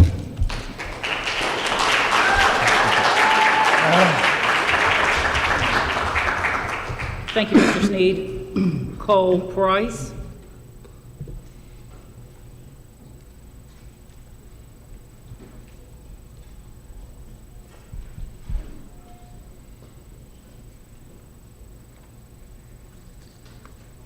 Good evening. My name is Cole Price. I live at 1153 Cranberry Court. I live in District 2. I'm here to talk to you today about the book banning attempts that have occurred in Bedford County. I did not plan to speak on this issue at all, assuming adult reasoning would prevail, but I have stood in silence long enough, and I must talk about why we should not be banning books, and in particular, why we should not be banning Beloved by Toni Morrison. I would first like to acknowledge the fact that people who are opposed to this book have not actually read it. And they admit they have not read this book, which is, according to them, sinful garbage. Why? Because of the sexual content in this book. Now, I have actually read this book, and I will say there is some sexual content in this book. However, it is being taken out of its necessary context. So let's talk about its context. The primary reason this book is being banned from the schools is because people say there are scenes in which characters fornicate with cows. First, I would like to define what a scene is. A scene in a book is something that happened. It actually occurred in a plot. An example would be Tom Robinson's trial in To Kill a Mockingbird. There are pages that go into detail about this event to help the reader experience it firsthand. If that is a scene, there are no scenes in Beloved about fornicating with cows. It's merely mentioned in a few sentences, and these sentences are there to convey how slaves were treated like livestock and dehumanized. Second, I'd like to talk about the importance of this book. This book talks about the uncomfortable topic of slavery. In our history classes, we do talk about slavery and racism, but it is often very brief. However, students can read this book in their English classes and have a better understanding of the harshness and cruelty that African Americans went through, the reverberations of which are still felt to this very day. For example, this book talks about lynchings and slave catchers, which are often briefly mentioned in history classes, if not at all, and as well as the harsh world that slaves lived in. These are tough to discuss, I will admit. They're not fun, but we need to talk about them. We need to have open and honest conversations about these topics, as it is vital to creating a better tomorrow for all Americans. Lastly, I would like to talk about the value of a book. I watched a past school board meeting, and one speaker said that, quote, experiencing a good book leaves its readers with a lot of emotions. You can feel inspired, motivated, educated, entertained. This book does those for me. As a wannabe writer, the well-developed plot and storytelling of this book helps me reach that storytelling in my own writing. Toni Morrison's book also motivates me to physically write. In fact, I wrote this speech that I'm telling you right now, not long after finishing Beloved, because the book had such a profound impact on me. And as I've said as well in the past, this book educates me on the harsh world that slaves lived their lives.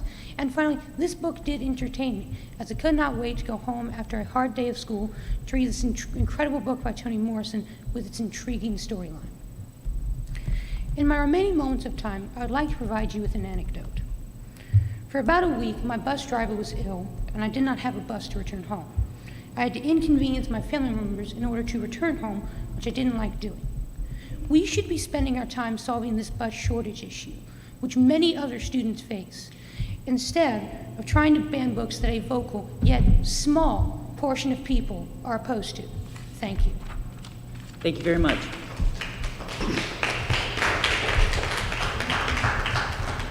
Mary Catherine Bennett.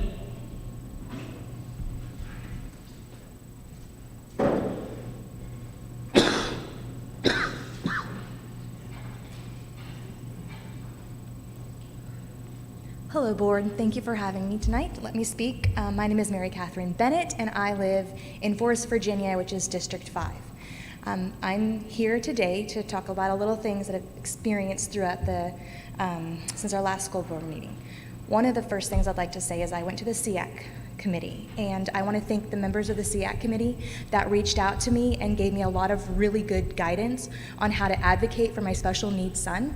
I actually went to his IEP meeting this last week and left feeling incredibly encouraged and felt like I had done the best job of communicating his needs, and really believe that his team understood and heard my concerns.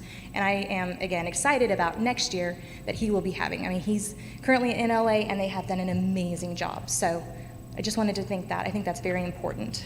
I also want to say it's really neat. I am relatively new. I've been here about 2 years. And it's really neat for me just to see the school board members go into the community. I have seen so many of them at different events or different schools, meeting the teachers, going to plays, and I've gotten to go to a few of them as well. I just think that's really neat that the school board members that our community has elected are out in the community. I think that really showcases what our community is for.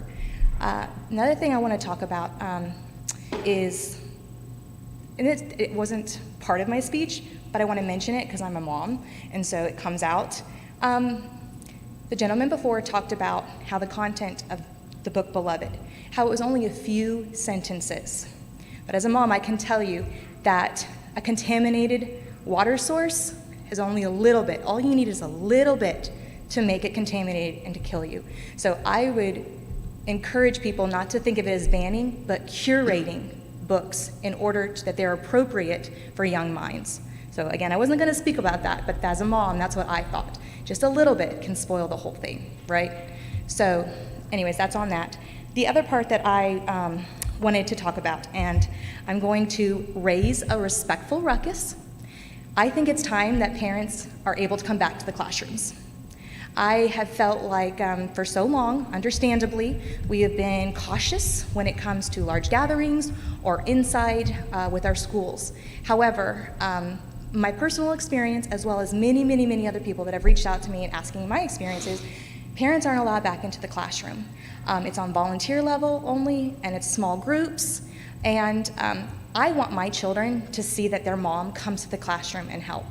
For instance, on this field day that's coming up, I cannot come and volunteer because I'd like to bring maybe one of my other children to cheer on his special needs brother, and I can't volunteer and watch, a little boy at the same time. So I am asking the board to, I don't know the process, that's why I'm coming to you, but to start letting parents back in the classroom. So that's really why I'm here, and I'm asking, again, I appreciate everything that y'all do. I think it's really important that we don't lose sight, teachers, students, parents, all want the same thing, and that's the best for our kids. So I do see still a lot of discord, but we're all trying to do the best for our community. So again, thank you for letting me come, and I hope everyone has a great evening. Thank you, Ms. Bennett. Stella Osborne.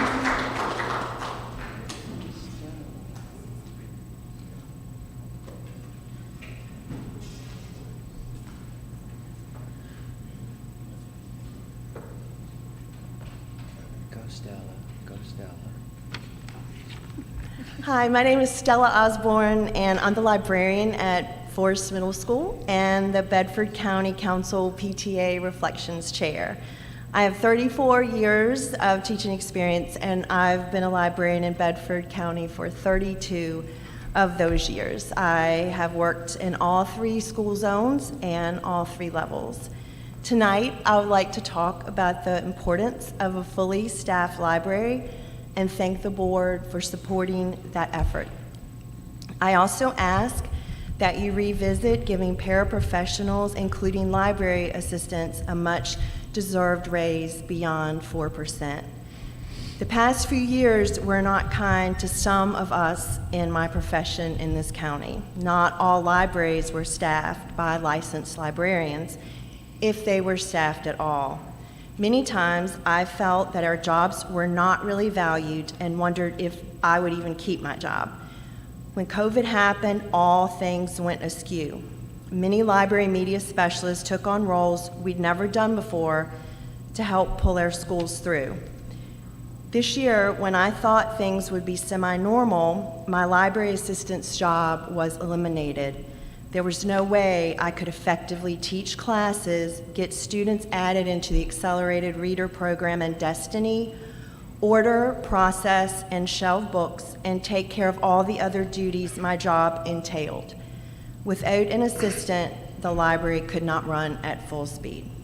Although my administration tried to find other ways to relieve the added stress, it wasn't enough to help in my busy library. And in the end, the numbers spoke for themselves. Checkouts dropped by 3,000 books, going from 11,016 to 8,039, a heartbreaking statistic to anyone who values reading. So I thank you from the bottom of my heart that you're bringing our libraries back to full staff. We all know that reading is important. Libraries are important, librarians are important, and library assistants are really important.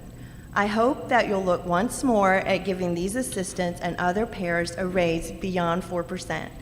Our paraprofessionals are the unsung heroes of our schools, and they're going to leave in droves because they can't afford to stay with Bedford County. So please don't let that happen. And thank you very much.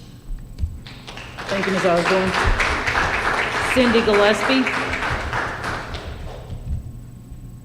Cindy Gillespie.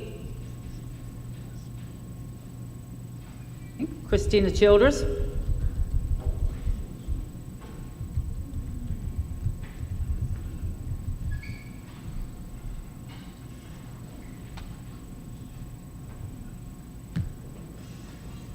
Hello, I'm Christina Childress. Tonight I speak as the president of the Bedford County Education Association, which represents both professional and classified staff at every work location in BCPS.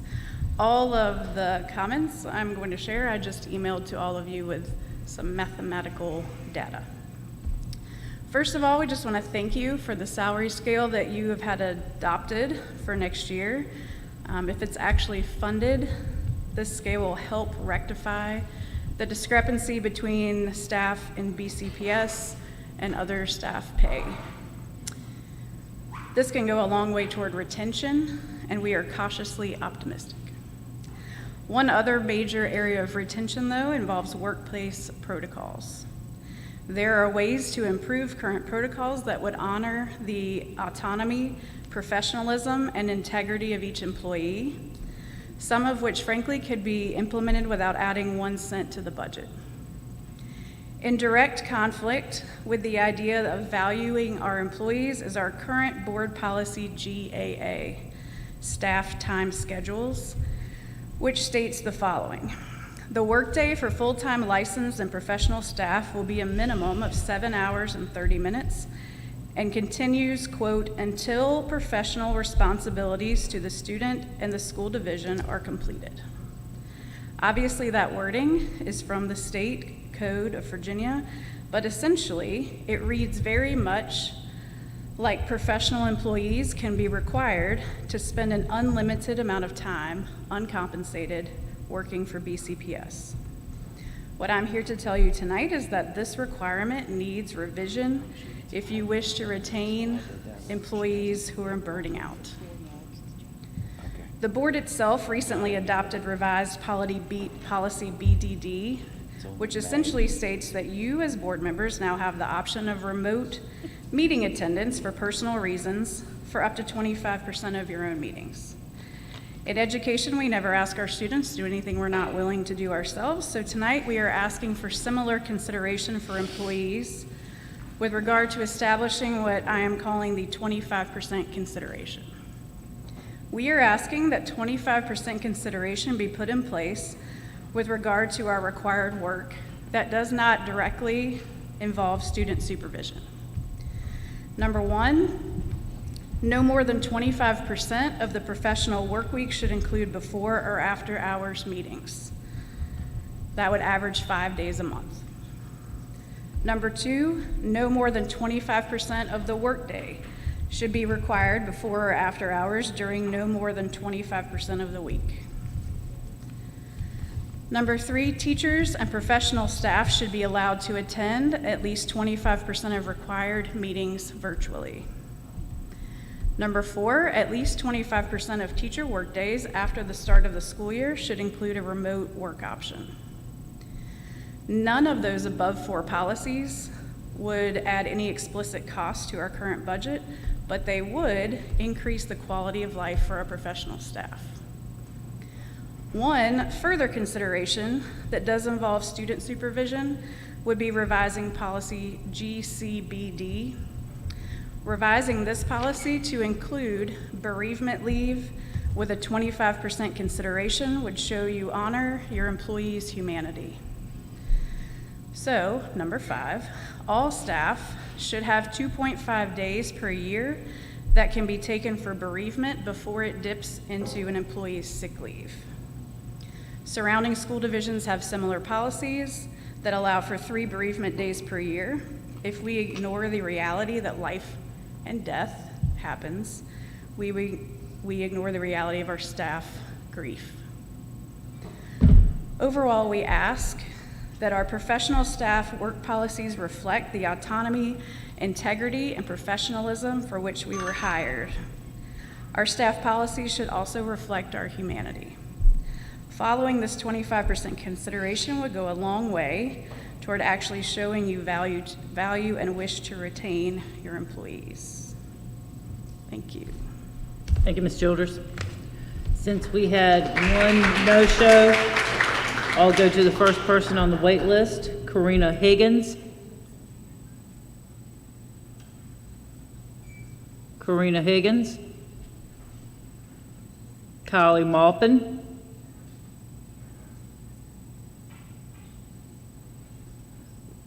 Lily Van Bergen. Okay, then at this time I'll ask, does anyone wish to speak? Yes, sir. This will be our last speaker for the evening.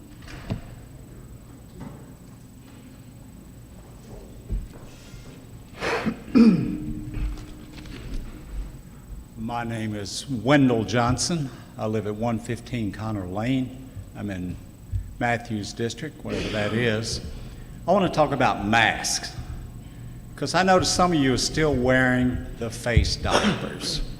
The face diapers should have never been forced upon our children. That is child abuse, in my opinion. If a parent wants to have a child wear a mask at school, they certainly have that right. If you're 18 years old or older and you want to wear a mask, you certainly have that right. But our children should not be forced to wear masks. That's wrong. It's child abuse. Thank you. Thank you very much, Mr. Johnson.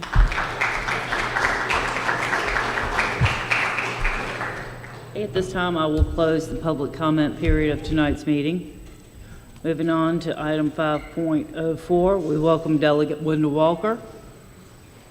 Thank you for coming this evening.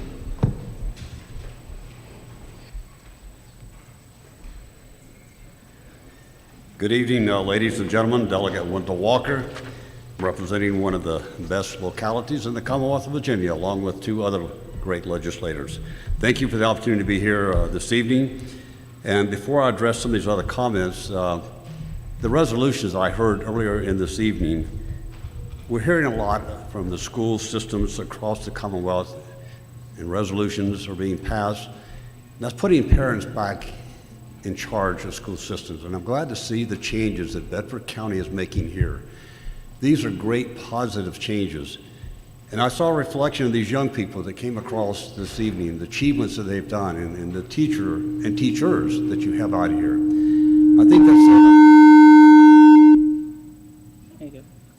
I think that says a lot about the involvement, which is very important. Because when parents are involved, working with the leadership of the school board, school superintendent, great things happen out here. So, earlier this evening, before break, Dr. Bergen was walking up the aisle, and he is smiling from ear to ear. I said, oh my, here it comes. I'll take any questions tonight, Dr. Bergen, but the budget. Everybody wants to know, where's the budget? That's a great question. Well, I can tell you what the budget is. It's in Richmond, and there are still a lot of discussions going on about that.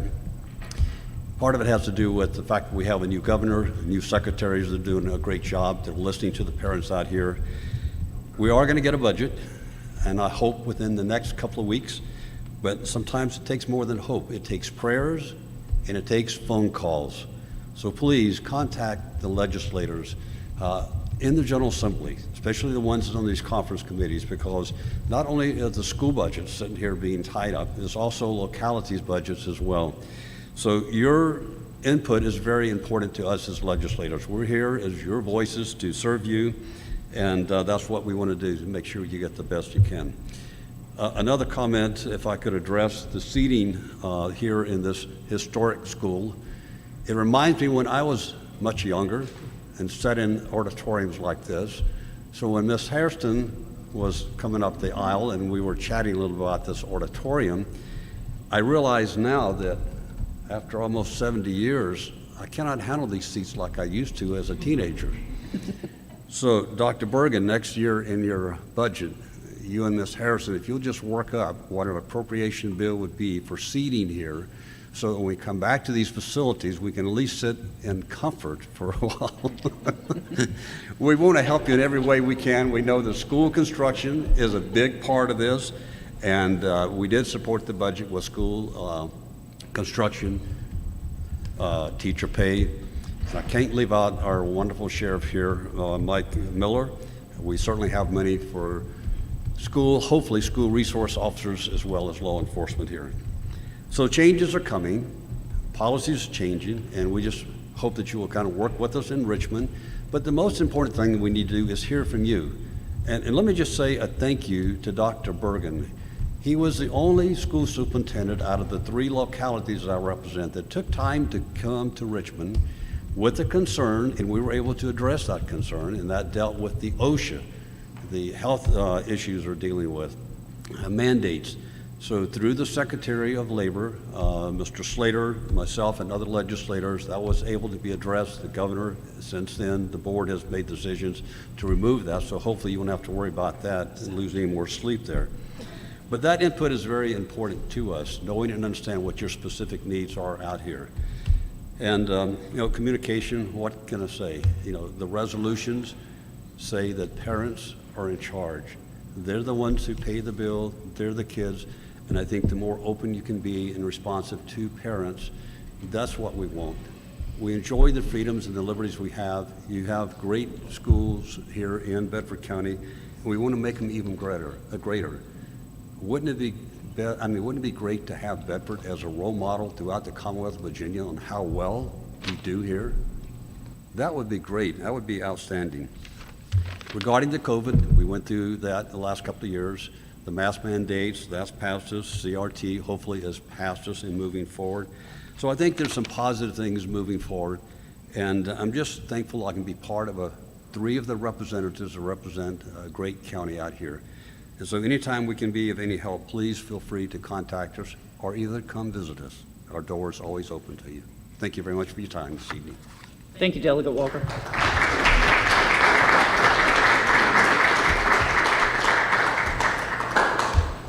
Moving on to item 6.0 or 6, do I have a motion to approve the consent agenda?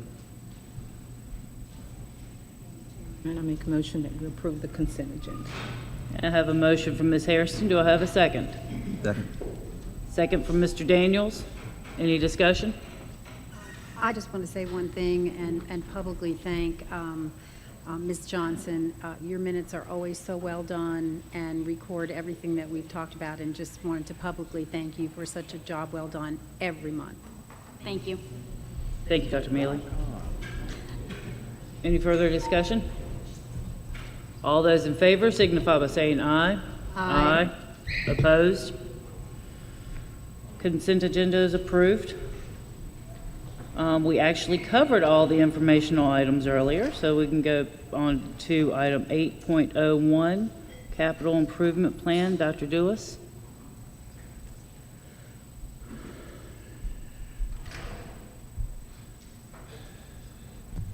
Thank you.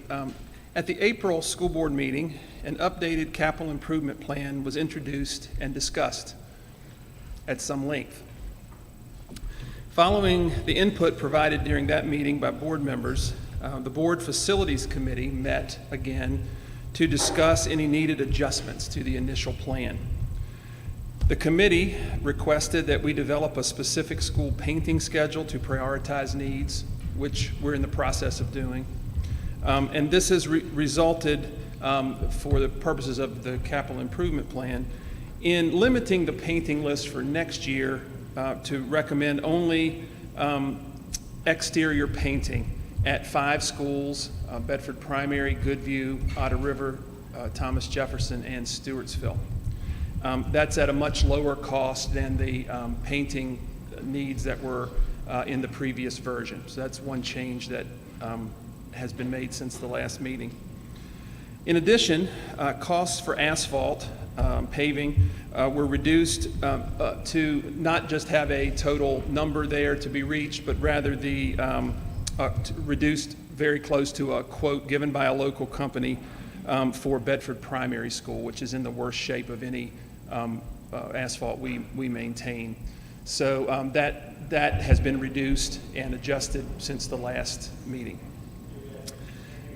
The committee also requested the inclusion of sound and video upgrades at our 3 comprehensive high school auditoriums. So these new systems would be installed in a manner that would allow us to reuse as much equipment as possible if full auditorium renovations were to occur. So we would need to work with if those projects were to move forward, we would work with the vendor to ensure that. The adjustments and reductions in the areas I mentioned before are similar to the amount of the cost that would be used for those auditorium technology upgrades.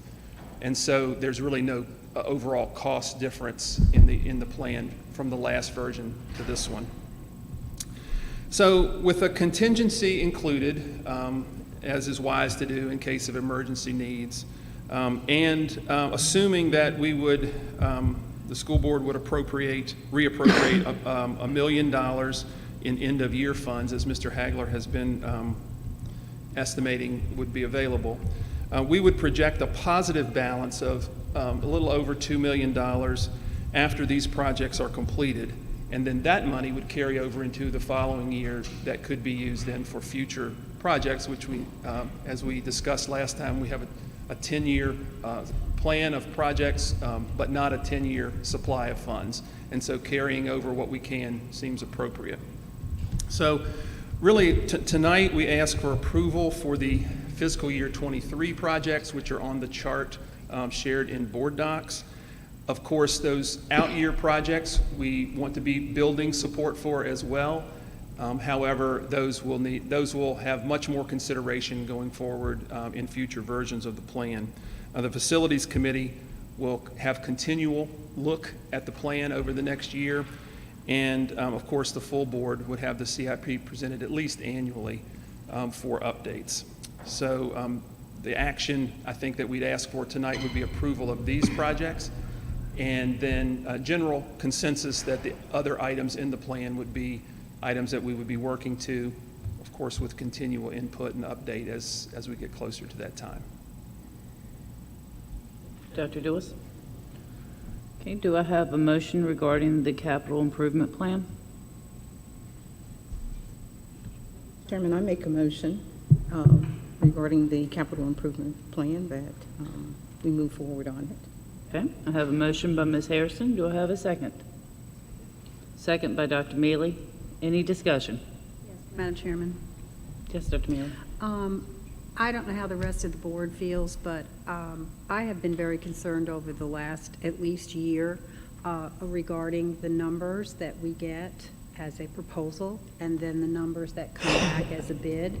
And what I'm understanding, and this isn't really in my wheelhouse, so I depend on you all where it is that we are not either always getting or never getting bids from people who have actually visited the site. And my understanding from those of you who know way more than I do is that this can significantly impact a bid. So I'm just wondering how you feel about us possibly adding that bids have to be done in person. They have to step on the site to provide us with a bid. I don't know whether that's unreasonable. I don't do what you all do, but I am concerned that the difference between what's first presented and then what's actually proposed can be hundreds of thousands of dollars difference. You guys have been addressing that in your, right? I was going to say that in our facility committee meetings that we have certainly discussed that at our most recent one. And Matt, you certainly can chime in. Yeah, well, a lot of the numbers that are on this plan originally are this team's best guess, you know, as to what it's going to cost from past. The numbers that are presented to us aren't always bids. That's the team's best guess on what it is. So where it's, you know, it may say the budget was short. Originally it said that we were short $1 million, 1 point some odd million. Well, that was just a guess, you know, a best guess at that point. So once we got the bids in and started critiquing them, you know, as you see, now we're in a plus $2 million versus needing to find, you know, $1 million. So I think we've pretty much already addressed what you're talking about, you know, through the facilities committee, you know, that as board members, we need to be more involved in the bidding process. And of course they need to, you know, not bid on these things sight unseen, because obviously they're going to be padded up just to cover themselves. So. And we discussed certainly what Mr. Holbrook said, and, you know, and I believe that the committee understands that going forward, we are going to need to have solid numbers here. If you're going to present something to us, we want something solid. We want to spend our money wisely. Okay, now we have the motion on the floor, though, to accept this improvement plan. Have first and a second. Any further discussion about the plan? Okay, I'll call for a vote. All those in favor signify by saying aye. Aye. Opposed? Motion carries. Moving on to 8.02, approval of policy updates presented at the April 7, 2022 board meeting. Dr. Bergen. Yes, Madam Chair, there's just 2 policies and 2 regulations that are up for approval tonight. The 2 policies and the regulations were presented last month at the April 7 board meeting after having first been reviewed by the Intergovernmental Affairs Committee, and staff are present to answer any questions before you call for a vote. Do I have a motion regarding the approval of the updates presented at the April 7th board meeting? Okay, motion by Mr. Holbrook, a second by Ms. Hairston. Any discussion? All those in favor signify by saying aye. Aye.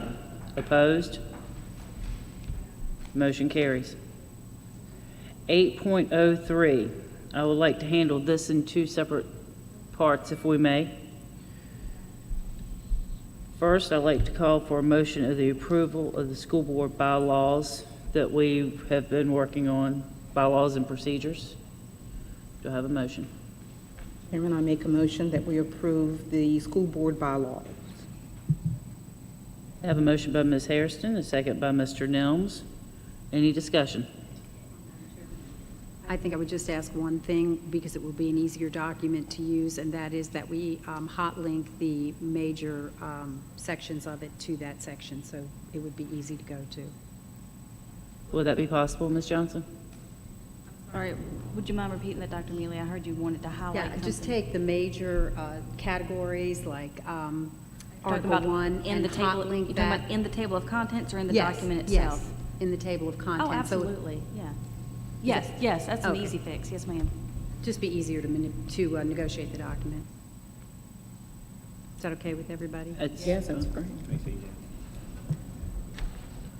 Well, with the exception of the change, Is everyone in favor of approving the motion? We call for a vote. All those in favor signify by saying aye. Aye. Opposed? Motion carries. Okay, now the second part of this, do I have a motion to retire the former bylaws, norms, and protocols?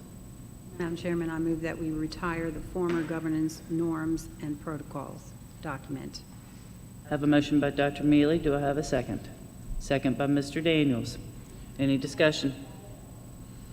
Call for a vote. All those in favor signify by saying aye. Aye. Opposed? Motion carries. Let's move on to item .9, Superintendent's Report. Dr. Bergen. Yes, Madam Chair, as is our tradition, we have much to celebrate since we were last together. And it just seems perfectly appropriate, since we're sitting here in Susie G. Gibson, that we start off by recognizing the Susie G. Science and Technology Center students, 7 of whom competed in the Skills USA Virginia State Skills and Leadership Conference. I was able to join those students and their teachers for both the regional event that was held in Franklin County and at the state competition in Virginia Beach, at which the school division had 5 students qualify by placing in the top 2 of their respective fields in the regional competition. Second place finishers included William Wood for automotive maintenance and light repair, Timothy Nichols for building maintenance, and Taylor Weschka for carpentry. And we had 2 first place finishers for building maintenance that included Anthony Utley in the post-secondary competition and Aiden Wortman in the high school competition. Since they both finished first in the state competition, both Anthony and Aiden will now be attending the national competition, which will be held the week of June 20 through 25 in Atlanta, Georgia. So congratulations to all of our Susie G. Gibson students and their staff members on these accomplishments. FFA members from both Liberty and Stanton River High Schools attended the South Ridge Area Rally, consisting of 25 schools, where they participated in contests and workshops. Finishing in second or first place from Liberty High School were Adam Witt, first place junior tractor operator, Adam and Wyatt Jenkins together, first tractor troubleshooting team. The team of Wyatt Jenkins, Andrew Heiner, Caleb Williamson, Zane Key, and Landon Asaw, first place in senior agriculture mechanics team. Olivia Esposito, second place in extemporaneous public speaking. Natalie Corbin, second place in the Creed public speaking, and Allison Long, second place in floriculture. And from Stanton River High School, finishing in first or second place, we had Cody Burnett, first for senior tractor driving, Christian Tuck, second in junior tractor driving. The team of Kelsey Weston, Beth Gillespie, Emily Creasy, and Adriana Jernigan, second place overall in veterinary sciences, and Alex Adkins, second in agricultural mechanics. Congratulations to both of these FFA squads, who are now gearing up to compete at the state competition, which will be held at Virginia Tech during the week of June 27 to 30. Sticking in the lane of FFA, we had a handful of Virginia FFA competitions held prior to the state convention. Recently, the FFA tractor driving area winners convened at the Rockingham County Fairgrounds to see who would be the top FFA tractor operator in all of Virginia. Smith Mountain Stanton River High School's FFA's Cody Burnett placed first in the 4-wheel wagon event and first on the exam portion. With a total score of 562, Cody was the overall state tractor driving winner. Congratulations, Cody. He will now compete in the National Tractor Driving Contest this coming fall in Massachusetts.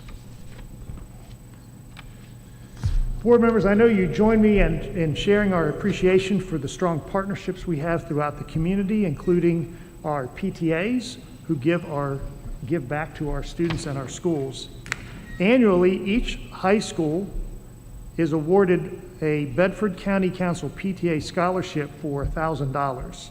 To be eligible, the students and the parents have to be PTA members by December of that year in which they're applying. And a rubric scoring system is used that takes into consideration such things as volunteer community service time, academic grades and classes, employment status, and extracurricular activities. In addition, a short essay by the student and provided recommendation letters from teachers and employers are also reviewed. I very much enjoyed attending this year's annual dinner, where the PTA County Council awarded not 3 but 4 scholarships because they found an extra $1,000, and they just couldn't decide on the top 3, so they went with the top 4. Olivia Owen from Jefferson Forest High School, McKenna Lee Garrett from Liberty High School, and 2 students from Stanton River High School, Elizabeth Gillespie and Sydney Thomas. Congratulations to these 4 students, and to thanks again to our PTA County Council for all of their financial support. The University of Lynchburg recently held a high school art show, a reception, with 30 students each from 8 area high schools participating. Each participating school could submit 5 pieces of artwork for a total of 40 pieces of artwork.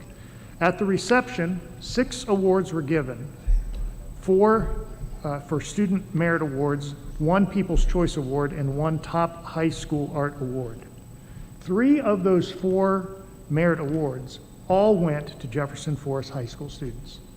Congratulations to Elise Brady, Hannah Wright, and Alyssa Nazigan for helping JF win the Top High School Art Award for Best Overall Representation. This is the 2nd time that JF has won this award in the 4 years of the show's existence. Congratulations to our Bedford Fiber Festival t-shirt design winners from Liberty High School. While the festival will only be using the first place design on their shirts, they were so impressed, they felt that more students should be awarded for their beautiful work, so they decided to give a 2nd and a 3rd place, and all of those students received monetary prizes. Congratulations to Abriella Blair for her 1st place finish, Isabel Weilberger for 2nd, and Riley Heiner for 3rd. Next, several board members had the pleasure of joining me and many from our community and many of our staff members for the Big Feet Meet. This Big Feet Meet is an event that is sponsored through Special Olympics in partnership with the schools and the community. At this event, students with disabilities and their peers from all 3 middle and high schools compete in a variety of track events. We also want to thank very much the support of the Bedford County Sheriff's Office, the Bedford County Fire Department, the Virginia State Police, and the town of Bedford Police Departments. They were all in attendance to support this event. Many thanks to all of the students, staff, and parents, the spectators, the community volunteers, everyone for their participation in this amazing event to highlight the importance and the significance and the beauty of our students with disabilities. Liberty High School students Sarah Johnson, Noah Lear, Michaela Branham, and Mason Moneyham recently participated in the History Day state competition.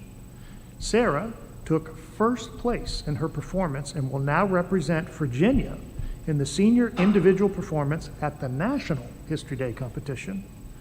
Noah and Mason took 3rd place in senior group website and are now alternates at the national competition. If you don't subscribe to People magazine, you might not know that 2 of our amazing students were recently recognized and featured in People magazine. Congratulations to Jefferson Forest High School's Anna Anderson and Zane Wales, who were chosen as prom queen and king.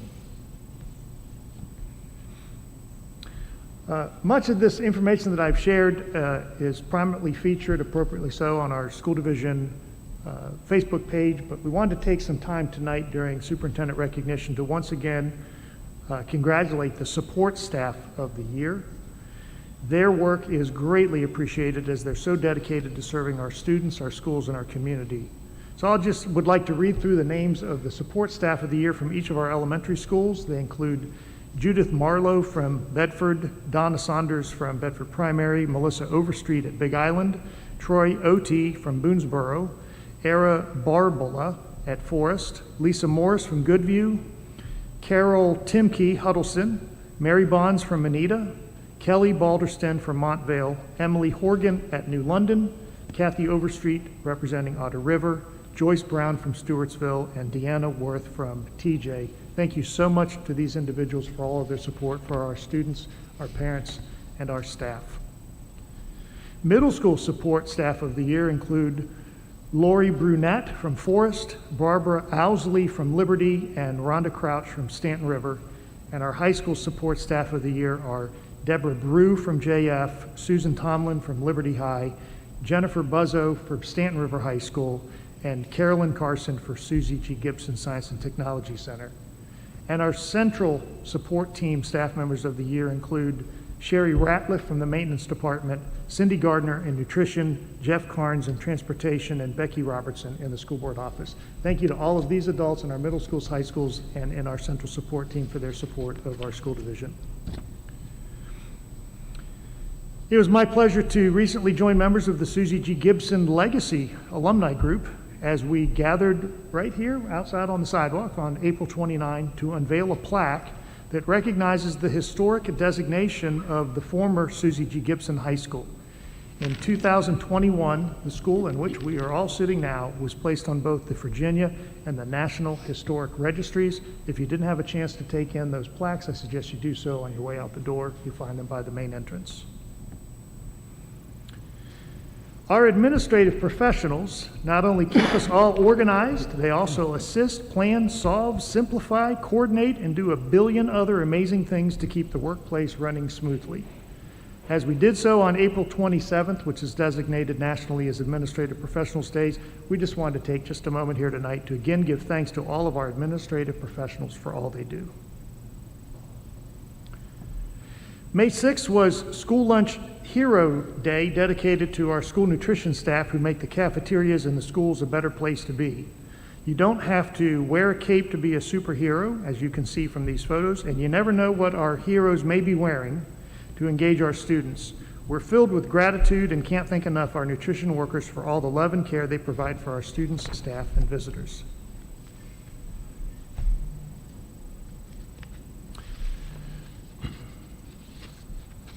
Somehow my last page got separated from my packet, so I'm going to read with you from the screen.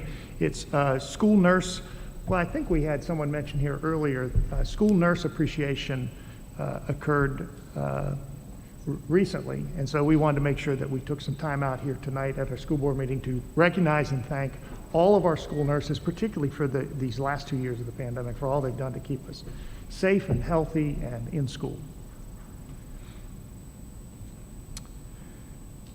Teacher Appreciation Week was last week. I know that several board members were able to join me as I was out and about in schools. I'm at this point about halfway through visiting each of our 21 school sites just to visit with our staff and thank them for the amazing work that they've done this school year and to get their feedback and do a pulse check with them about see how they're feeling about this point in the school year as we prepare for next year. We just wanted to again thank all of our teachers as well as our support staff, our nurses, our administrative professionals, everyone who supports the work of our students. As I told the children, and I'd like to say to our parents and the community members who are watching, the gift that teachers most appreciate are your words. So if you've not yet had the opportunity just to simply write a note or just a paragraph to your teacher, boys and girls and parents, to thank them for the wonderful work that they do for your, and have done for your child for this year, that will be the most treasured gift that they will receive. And we got to meet this young lady. We're so proud of her for her accomplishment this year as a Teacher of the Year for Bedford County, and we certainly are going to be wishing for another Regional Teacher of the Year. We'll bring her back when she does so in the coming months. So in closing, I know that our students are excited about the end of the school year, and our teachers are. I'm going to have the chance in the next week to two to visit with our seniors as they're practicing for their graduations and address them. And I'm looking forward to joining many of our board members and all of our students and our parents and our staff at Liberty High School for our graduations that are coming up. And with that, Madam Chair, that concludes my remarks. Thank you, Dr. Bergen. Okay, we'll move on to committee reports. Ms. Harrison? Thank you, Madam Chairman. As Dr. Dewis mentioned earlier, the facility committee met on April the 29th, and of course it was an opportunity for us to actually participate in the unveiling of the plaque that Dr. Bergen mentioned regarding the historical site of Susie G. Gibson, and it was an honor for me to participate in that presentation as well. But the committee met and we discussed a number of things. Many of those things Dr. Dewis has shared with us tonight, and we have approved regarding the capital improvement. We also spent time, the committee, talking about a number of other areas as well. Certainly, one particular area dealt with the PA system that we all have talked about, the need for upgrading our PA system in our high schools. And so that was part of our discussion when we met, and I am certainly hopeful that when we bring this back to the board, that you all will strongly consider us actually upgrading the PA system at all of our high schools. We are certainly, it has been the board's intent to have our meetings at our various schools, high schools, to give our public more opportunity to see the schools and to have larger space. And so in order to do that, we certainly need better PA systems. And also it's been quite a hardship and a burden on our tech team. They spend a great deal of time trying to set up things, and that takes away from them being in the schools or having to address needs in our schools. And so that's something that we'll be talking further with you about as well. I have spoken to a number of board members, I think to each and every one of you, regarding a topic of concern for us, and that is the capacity of some of our schools. And so at some time in the near future, we certainly will be bringing back to the board further discussion on our capacity and ways in which we can help resolve some of these serious issues with crowdedness of our schools. So that took care pretty much of our facility committee meeting, and I also serve on the Laurel School Board meeting. I serve as chair there, and we met on May the 4th, and of course Dr. Donna Lewis is the director of the school, and she presented to the board the 2022-23 budget. She put together a beautiful presentation for us and outlining the budget. And with much discussion and lots of good questions from fellow board members, we did approve the 2022-23 budget. And of course, we all know that's all contingent upon state funding and local funding. But it was a good meeting, and we are scheduled to have our next meeting in August. So that concludes Laurel School and Facility Committee meeting. Thank you, Ms. Harrison. Dr. Mealy? Yes, the only thing I have is really from the Roanoke Valley Governor's School. It's not a committee. I don't know if this is the right time to Yes, ma'am. mention that. Please.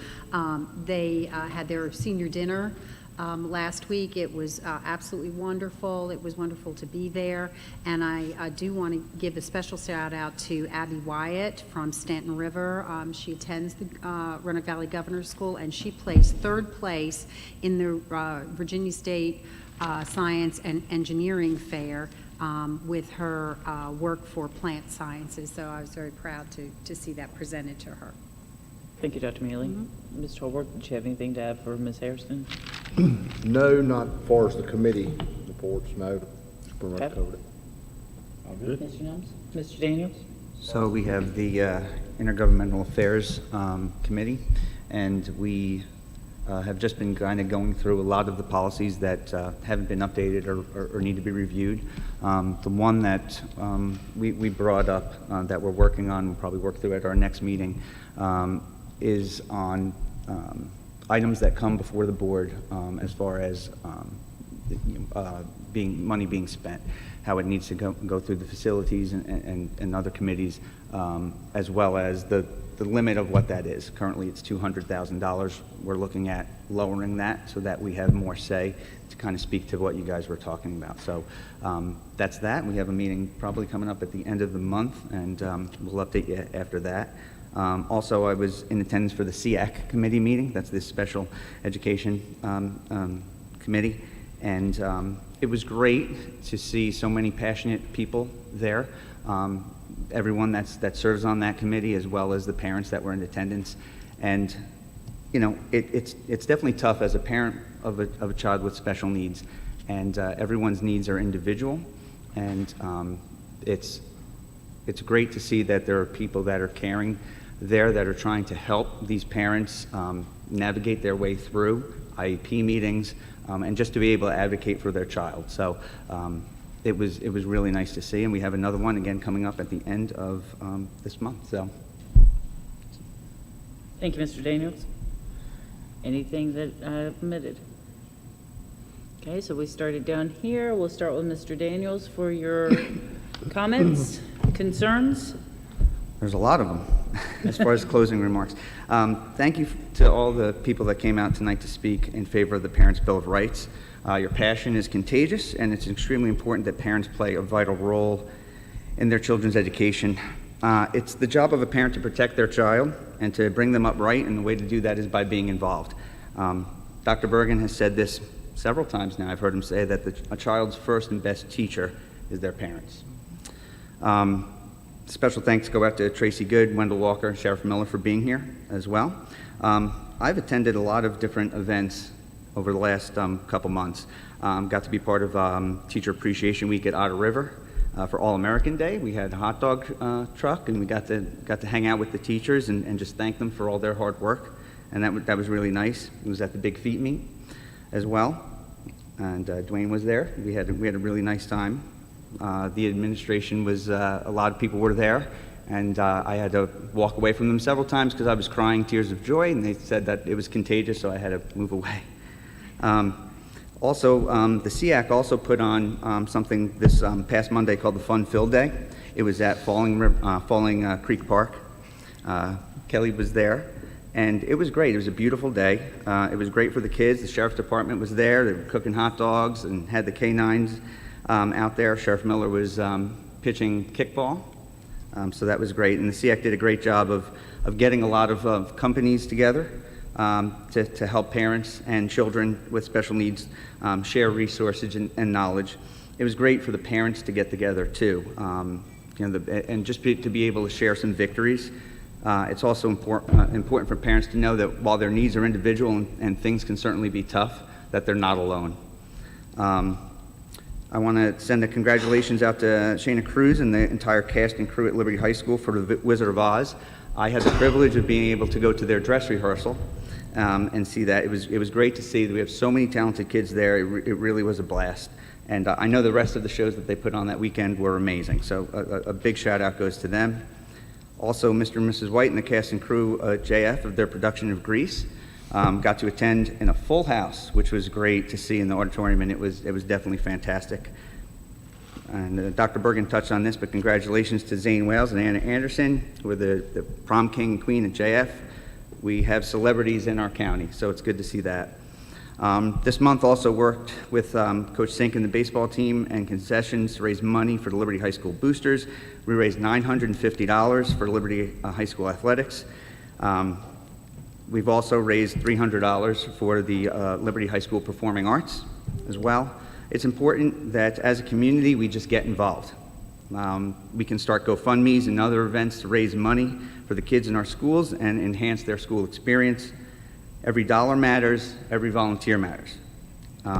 Every dollar that we raise means another dollar that we can use in our budget for some of the other items that we need to take care of. If you have any other ideas, I'm always available, so you guys can email me with any suggestions. And then, I guess, finally, big congratulations to all the seniors that are graduating, as well as all the fifth graders, preschoolers, and kindergartners. I can tell you that in addition to your parents and families, we are proud of you, and we wish you tons of success in the future. And congratulations to all the teachers and staff for their hard work this year. And thank you for everything, and we hope you have a great summer.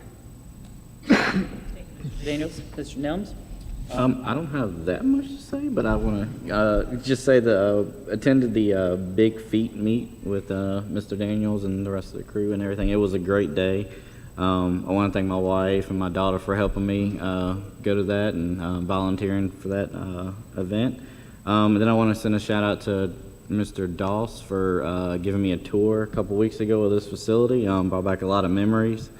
We discussed some things that we'd like to see improved here, and we want to bring some more recognition to our CTE programs. And then special shout out to our special guest tonight, especially to Mrs. Good, because she sent out a prayer request for my dad. So I just want to say thank you for that. And that's all I have. Thank you, Mr. Nelms. Mr. Holbrook? Yes, at the last meeting, I believe it was during public comment, it was brought up that "In God We Trust" is not in our schools or in the code of conduct, and it had been removed, or in the policy, and it had been removed several years ago, and I thought it was supposed to be on the agenda this time. It may have just gotten missed. I believe Dr. Mealy had brought it up, but it most certainly should be in our school. It's on our money, it's on the police cars, it's in the courthouses, it's on multiple, federal buildings, and, whether you agree or disagree with this, this is a Christian nation, and it was founded on Christian principles. So, I would like to see that on the agenda next time, if that's possible. And if we're going to go, if we're going to say "In God We Trust," then the Bible should be our standard for books, for whatever it comes to. I mean, it's, maybe that's why it got removed to begin with, because they didn't want the Bible to be the standard. But it most certainly should be, and I think it should be on the agenda next time, and that's all I got to say about that. I did ask for that, and it was just, I don't think it's not in the schools. Am I correct, Dr. Bergen? It's in the schools, correct? It's not in our policy manual. Oh, I got you. But if you have, like the Pledge of Allegiance in your policy manual and, some moment of silence, then I think the IEB and IEC should be there. And I had asked for that to come back. So. Can we make sure that that's on the agenda for next month, Ms. Johnson? So I can make sure it's on the agenda. Does it need to go through the committee first before coming to the whole board? Just to be clear, those policies were retired in March of 2021 by the previous board, 7-0, unanimous. They were retired because it is state law for the Bill of Rights and "In God We Trust" to be displayed prominently at the schools at all times. So that is why, because it was duplicated, that's what was discussed at the meeting, and that's why it wasn't there. So the previous board removed that year for that, and was unanimous. Well, I would ask that the current board revisit that. I would agree with Mr. Holbrook wholeheartedly. It needs to be revisited and brought back. Okay, may I ask a question, though, as far as procedure? You can browse. Pardon me? I was thinking Robert's Rules of Order. Since it was 7-0, all of us were on the board then, but we were on the prevailing side, so we can't bring it back up. I'm just making sure I have Robert's Rules correct. Okay. And I would say that for them to say it was in the code, so is the Pledge of Allegiance. So I wasn't on the board that approved that. I know. Though, I'm so. just saying, as a board, if we're going to say it shouldn't be in there, then anything in code shouldn't be in there as well. A moment of silence, for example, is in the code. That's also in I don't know why it was brought up in the first place. So from the last. Can we put it on the committee meeting to bring forth to the board? Yes. Thank you very much. And I have one, I'm sorry, is it my turn? Are you done, Mr. Holbrook? Okay, thank you. I have one other point of order that I think we need to look at. I think earlier tonight we said we would send the resolutions to the Intergovernmental Committee, but that's not their purpose. Their purpose is responsible for serving the school boards as their school board liaison to other publicly elected bodies at the local, state, and national levels, and to advocate for the needs of our school division. So I don't think that's the place that they should go.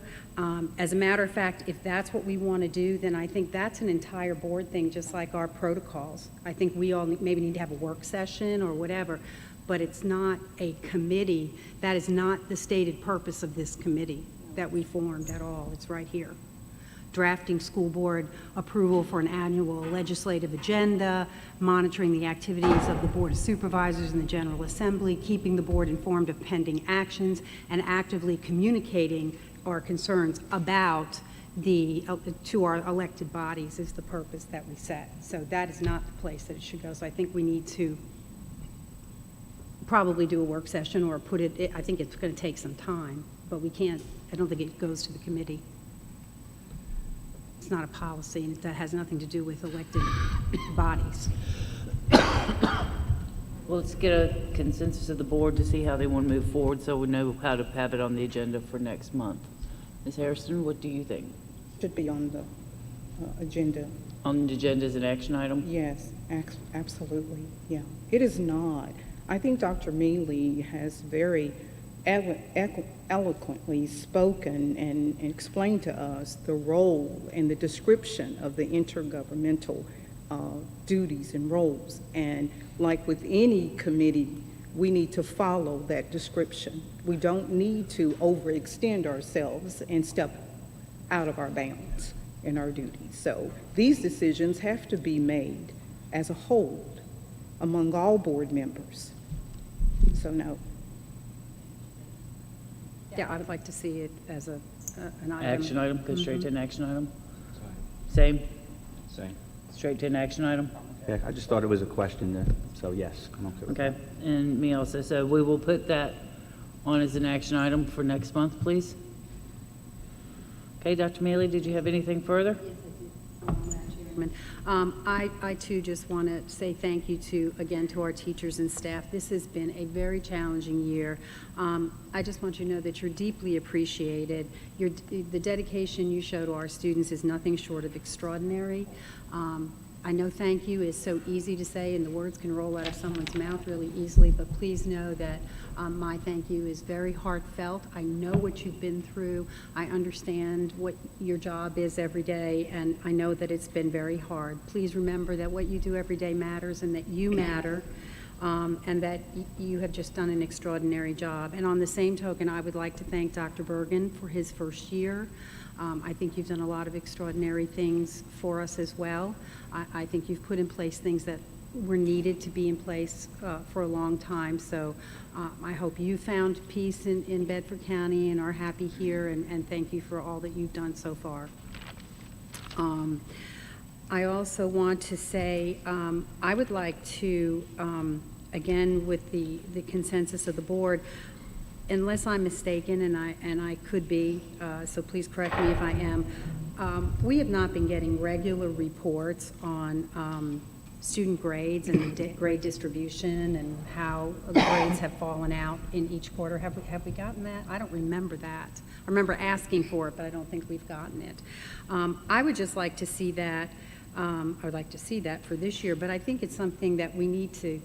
That should be at the end of every quarter to me. Do you all agree that we need to get a report on that? I agree. So like if the quarter ends in March, then we should get that at the April meeting. Or if it ends in December, we should get it at the January meeting. Because I think we need to be kept apprised of how our students are doing with whatever assessments you all are using to do that. Do you have a question? No, I'm just, our intent will be, as we've adopted a new strategic plan, we will provide regular updates on our success in meeting the strategies within the strategic plan, and that'll certainly include referencing back to data as it becomes available to us. Well, I think too, what the board should be looking at is grade level, subject area, that sort of thing. So, I want to know how everybody's doing in algebra, or, third grade math has been a very weak area. So how are our elementary schools, doing, not just an overall reference, but actually like, how are we doing here? I'd also think we need to see that in terms of SOL data before it's certified in September or August. We should have that data, I think, no later than June, the June meeting, because the testing is pretty much finished. Now, I do know you're going to have people who retest, and you're going to have people who need to be remediated, but just a general overall idea of how we have done with our SOL testing is available almost instantaneously. I'm sure Mark Blankenship has that at his fingertips. I know as a principal I did. I could tell you by the end of the day how my kids had done. So I'd like to see something like that as well, if you all agree with that. Is that okay? I think it's very important information as board members for us to have information on. And that doesn't mean it can't be updated. Again, for people who haven't been in this, it will change. It's not usually going to change by 10 or 15 points. It's going to be a couple of points. But I hate to wait until it's certified or, every single last child has been tested, because sometimes that's long into the summer for various reasons. So I'd like to see us have that as well. I was wondering too, Madam Chairman, and I don't know how the board feels about this, Mr. Edwards noted that it's difficult to get money or a donation. Maybe not difficult, but it's hard, I think he said, for businesses to contribute something when they're not going to get anything in return. We're not going to put up a sign, we're not going to do any of that. And I just wondered if it would be appropriate for us to write a note of thanks to each of those businesses who donated something to the Teacher of the Year, because that's the least we could do. How do you all? Was that already done? Is that something we're doing? That is something that we do, and we ask of our reigning Teacher of the Year to do as a thank you to those businesses, but we could do something else if directed. Do we list them on our Facebook page or? We are going to, yes. Okay, so that is something we normally do? Absolutely. Okay. Thank you. I just wanted to make sure we were thanking them. Oh, do not worry about that. The other thing is, I did ask too at one time, in going back to what Mr. Johnson had said, looking at equity, especially in the performing arts, and I think I asked at one time for us to be looking, what would it take to, like a bond issue or something, regarding our auditoriums. Do you remember that at all, Dr. Dewis, or? Well, I remember you mentioning it. Okay, can we, I think we at least need to look into that, because the facilities are hugely different. And if we're going to have a quality of learning and opportunities as it's in our strategic plan and what we speak to, I think we need to start looking into that. So how do we go about that? Need to present to the Board of Supervisors and ask for the money. So does that go to Dr. Dewis to get that together, or how does that go? I don't know how that process works. We would just have to set up a meeting with them. Oh, really? Dr. Dewis, you remember from what we've done before. Well, I think there may be a couple options. And I would speak for committee agendas, but the Intergovernmental Affairs Committee could have a role in that. There could be a joint meeting schedule or a joint work session at some point scheduled. The school board, I don't think, is the entity to establish a bond referendum. I think certainly the board of supervisors would have to authorize and support that. So some mechanism for having that conversation, whether that's at the committee level or the board level, I think that would be your all's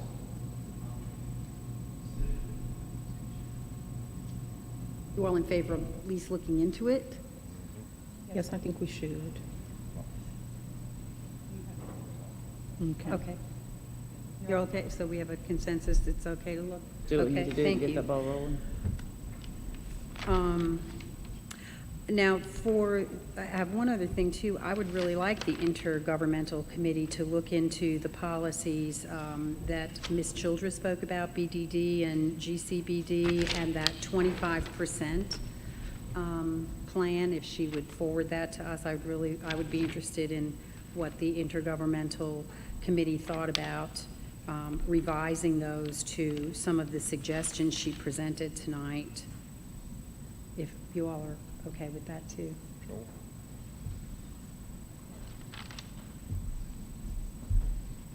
And just let me check, I wrote a lot of notes.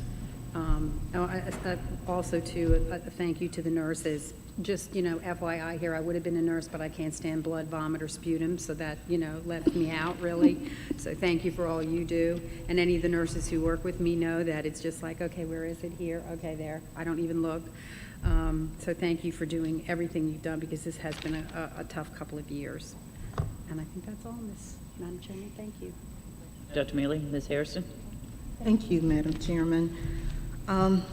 Let me first start out by saying that I was so pleased that we had added 2 items to our agenda involving parent involvement, as well as our staff and teacher recognition as well. And many of you may perhaps weren't here when I made a motion at the very start of the meeting that we move those items tonight to action items as well. I felt that it was important that we take action tonight, because I have always been supportive of our parents. As a parent myself, I always valued my role in my children's lives. And everything that they were taught, that they were exposed to, that they engaged in, you can be assured that Mama Hairston was certainly very much aware of what was going on. And then further, as an educator, as a principal, I sought so many times the involvement of our parents, getting them involved in our schools, encouraging them to let their voices be heard, because there's value in that. It's important. We have to work together as a team. And not to mention the staff and our teachers. Their voices. We all make up a team. We are a team. And so I value these resolutions. I think they have great worth. And I felt that and would have liked for them to have moved on to an action item. I couldn't help but to reflect on when I first came on board. I was, at the time, the board had the opportunity to restore the name of this historical school, Susie G. Gibson, back to its original name. And I remember that very well. The audience was, the room was filled with individuals, the alumni, people in the community. It was a beautiful, beautiful moment in which we recognized our community and we heard our community, just as our parents are saying they want to be involved. They want their voices heard. We took action that night. It was an informational item, and we moved to make it an action item. And I would say to the fellow board members here that if we could do it one time, why could we not do it again? It's very important that we take value in being consistent with our procedures and practices. And to deviate from them, for whatever reason, to me is concerning. So I look forward, I look forward in the future as we move forward, perhaps next month, that we'll take this vote. But I would say to each board member that we really need to be consistent with our practices. I also would like to take a moment to just say thank you to our school nurses. My goodness. Wow, they are our heroes. They are. And I appreciate each and every one of you.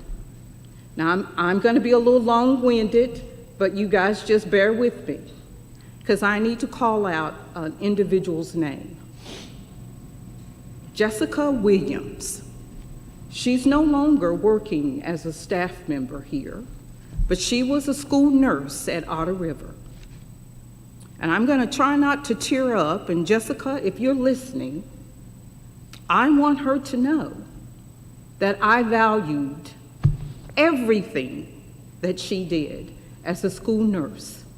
We faced some really difficult challenges, but Jessica always, always rose to the occasion. And there's many, many other Jessicas out there in our school division as our school nurses. And I know that each of you have risen to some high standards these past 2 years. And so I honor you, and I thank you for your service. I also want to take a moment to thank Mr. Sheldon in our maintenance department. I want to acknowledge the fact that he took the time and the effort to address a need at Boonesboro Elementary School. That school was without, we all know that they are in need of an HVAC system. They have been in need for some time now. And they were without AC during this testing period. And those of us know, it's difficult to be in a warm classroom and having to endure testing. So I want to just give a shout out to him. Thank you so very much for your efforts, all of your hard work, your time that you put in to get those portable units placed there at Boonesboro Elementary School. I know the staff there, that they are just so pleased and so thankful for it as well. And I want to say to our students who are facing their SOL testing, I believe in you. I know this is hard. I'm so proud of you and all of your efforts. And to the teachers and the staff, you're just the best to me. There's no one that compares to Bedford County Public School staff. Your dedication is just wonderful. And I just thank you. I thank you from the very bottom of my heart. And you only have 11 more days of school remaining, so not much longer. And to my Big Island and Boonesboro staff, I so enjoyed visiting with you all when I went along with Dr. Bergen to his end of the year visits. I enjoyed it tremendously. I had a chance to listen to the teachers, share with us their concerns, their thoughts. And so I just want to say to those two schools, thank you so very much for the wonderful conversations that I had with you. And also Liberty Middle School, I enjoyed participating in and visiting with them as well. And I had a wonderful, wonderful time seeing and watching the production of Wizard of Oz, Mrs. Cruz. Oh wow, she's awesome. And Toto was just my favorite. All of the actors were wonderful, but just a wonderful, wonderful production. Let's see, what else? I told you I was going to be long-winded. Yes, let's see. And also I would like to piggyback off of what Dr. Mealy said. Mrs. Childress shared with us a number of policies that and that she would like for us to look at, and I would also encourage the Intergovernmental Committee to certainly take a look at those suggested policies and ideals that she has. So I'd like to hear more about that from the Intergovernmental Committee as well. I believe that's it. Thank you. I remember when Mr. Lehman was up here, he'd say by the time you got around to him, it was like a broken record. So I'm going to try not to sound like the broken record. First of all, I want to thank Mr. Doss for hosting us here tonight. Thank Chef Shoup and his team for the dinner provided tonight. Thank you, Delegate Walker, for being here, visiting with us tonight. It was interesting this morning. I take my children to school every day. And as I was dropping my daughter off, Mr. Graham came up to me. And he actually came across both lanes and came over to my car. And he said, Ms. Kirby, I have something that I want you to see. And so he gave me this letter. And I was so impressed with it that I asked for permission to read it to everyone tonight. So if you'll indulge me for just a moment, please. I know at this time of the year, schools look at budgets and where money is spent. Part of that is also determining what positions should be kept and what needs to be trimmed. I'm writing to strongly encourage you and anyone that would need to share this letter with to continue with the 2 Solution Studios positions. I cannot imagine how we would have gotten through this year with all the behavioral needs of our students without this valuable resource. Not only did students need the structured and nurturing environment of the smaller setting as they worked through how to be back at a school setting, but I needed it too as a teacher. I needed that safe place that happens between the classroom and real consequences like ISS to send them when I could tell things were going to get tough for them and for me. The staff there worked tirelessly to help students find better ways of dealing with issues that were causing them not to perform successfully in class. It allowed me to continue with students that were prepared and able to face the challenges of learning without interruption. Not only that, I was able to benefit from the extra pair of eyes Mr. Kennedy gave me to see the roots of the issues, possible solutions to help me in my class, and finally to have real discussions about behaviors of individual students rather than just handing out consequences. We also had a discussion that helped empower me to know the better time to deal out the consequences. For me, this has been one of the strongest learning times of my year, even after 31 years of experience. So if you need any kind of backing in order to justify or even help fight for these positions, I want to throw in my 2 cents worth. It is a powerful and worthwhile program. Our students and staff benefit from it. It came along at just the time we needed it. Patricia Medul, 7th grade teacher at Liberty Middle School. Thank you, Ms. McDowell, for taking the time to write that. And it's also, when we were looking at the superintendent slides, it was wonderful seeing us developing the CTE programs. I know we've heard a lot of community input wanting us to expand these programs. We need the funding to keep it going. Let's hope that we can get the budget going and get where we need to be so we won't have to cut these programs that we're finally starting to expand. Something I want you guys to possibly think about that we'll again discuss next month, it is on the agenda, are locations for our next meetings. As Ms. Harrison stated, it is difficult to set up in these larger auditoriums. It would be even more difficult to set up in an elementary school. I know we had some desire to go to the elementary schools, but I think it's much easier on everybody else if we keep it at our high schools and start that rotation over again. But again, we'll talk about that next month. I just wanted it to be food for thought this month. And I want to say congratulations to Peyton Poindexter. She was the winner of the Alice Mahone Scholarship presented by the Bedford Professional Women's Organization.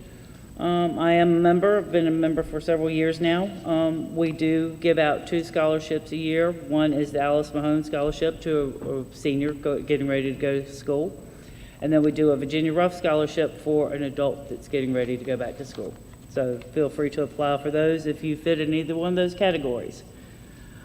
If you are looking for something to do this weekend, tomorrow at 10 o'clock, right here, there's going to be a car show to raise money for God's Pit Crew. Saturday. Well, okay, you're looking for something to do Saturday. Most people got to go to work tomorrow. Go by what I mean, not what I say. Saturday here, car show, rain or shine. Somebody told me to make sure I had that in there. Is that correct, Mr. Doss? Rain or shine. Silent auction, food trucks, music, and cars. Is that correct? Okay, see, be here, be there, be square. Also, too, if you can't make it Saturday morning, you can make it Saturday evening to the Jazz Cafe and Silent Auction at Liberty Middle School Cafeteria. It begins at 6:30. Admission includes performance, dessert, and entry into a basket raffle. Then bring some extra money with you for the items for the silent auction. I've seen the pictures, and it looks like some pretty good items there to bid on. And finally, this is our last meeting of the school year. I want to thank everyone for their hard work and dedication for making the 2021-2022 school year a successful one despite of the challenges. I also want to wish everyone a safe, happy, and healthy summer, and we'll see you at graduation. With that, do I have a motion to adjourn? Ms. Kirby, before you take that motion, I'm sorry, can I just make one more announcement? Yes, sir. Because you sparked my brain when you said we're sitting here and we're working on wanting to expand CTE and workforce development, and I don't know why my brain forgot to mention this earlier. I know Dr. Woodford's like, yes, he remembered, because I was prepped to say this, but we are adding an HVAC program next year. And that's because of the good work of our instructional team, led by Dr. Woodford and Dr. Trosper and Trevor and Troy, the whole team, with Southern Air and Honeywell, donating equipment and helping us locate a teacher. We've identified the space. We have looked within our budget so it doesn't add to our budget. We're just very excited that we are going to be able to expand in that way. Just wanted to get that.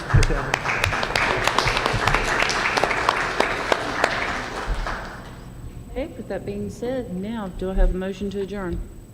Also moved. I have a motion by Ms. Harrison. Do I have a second? Second. Second by Mr. Nims. Any discussion?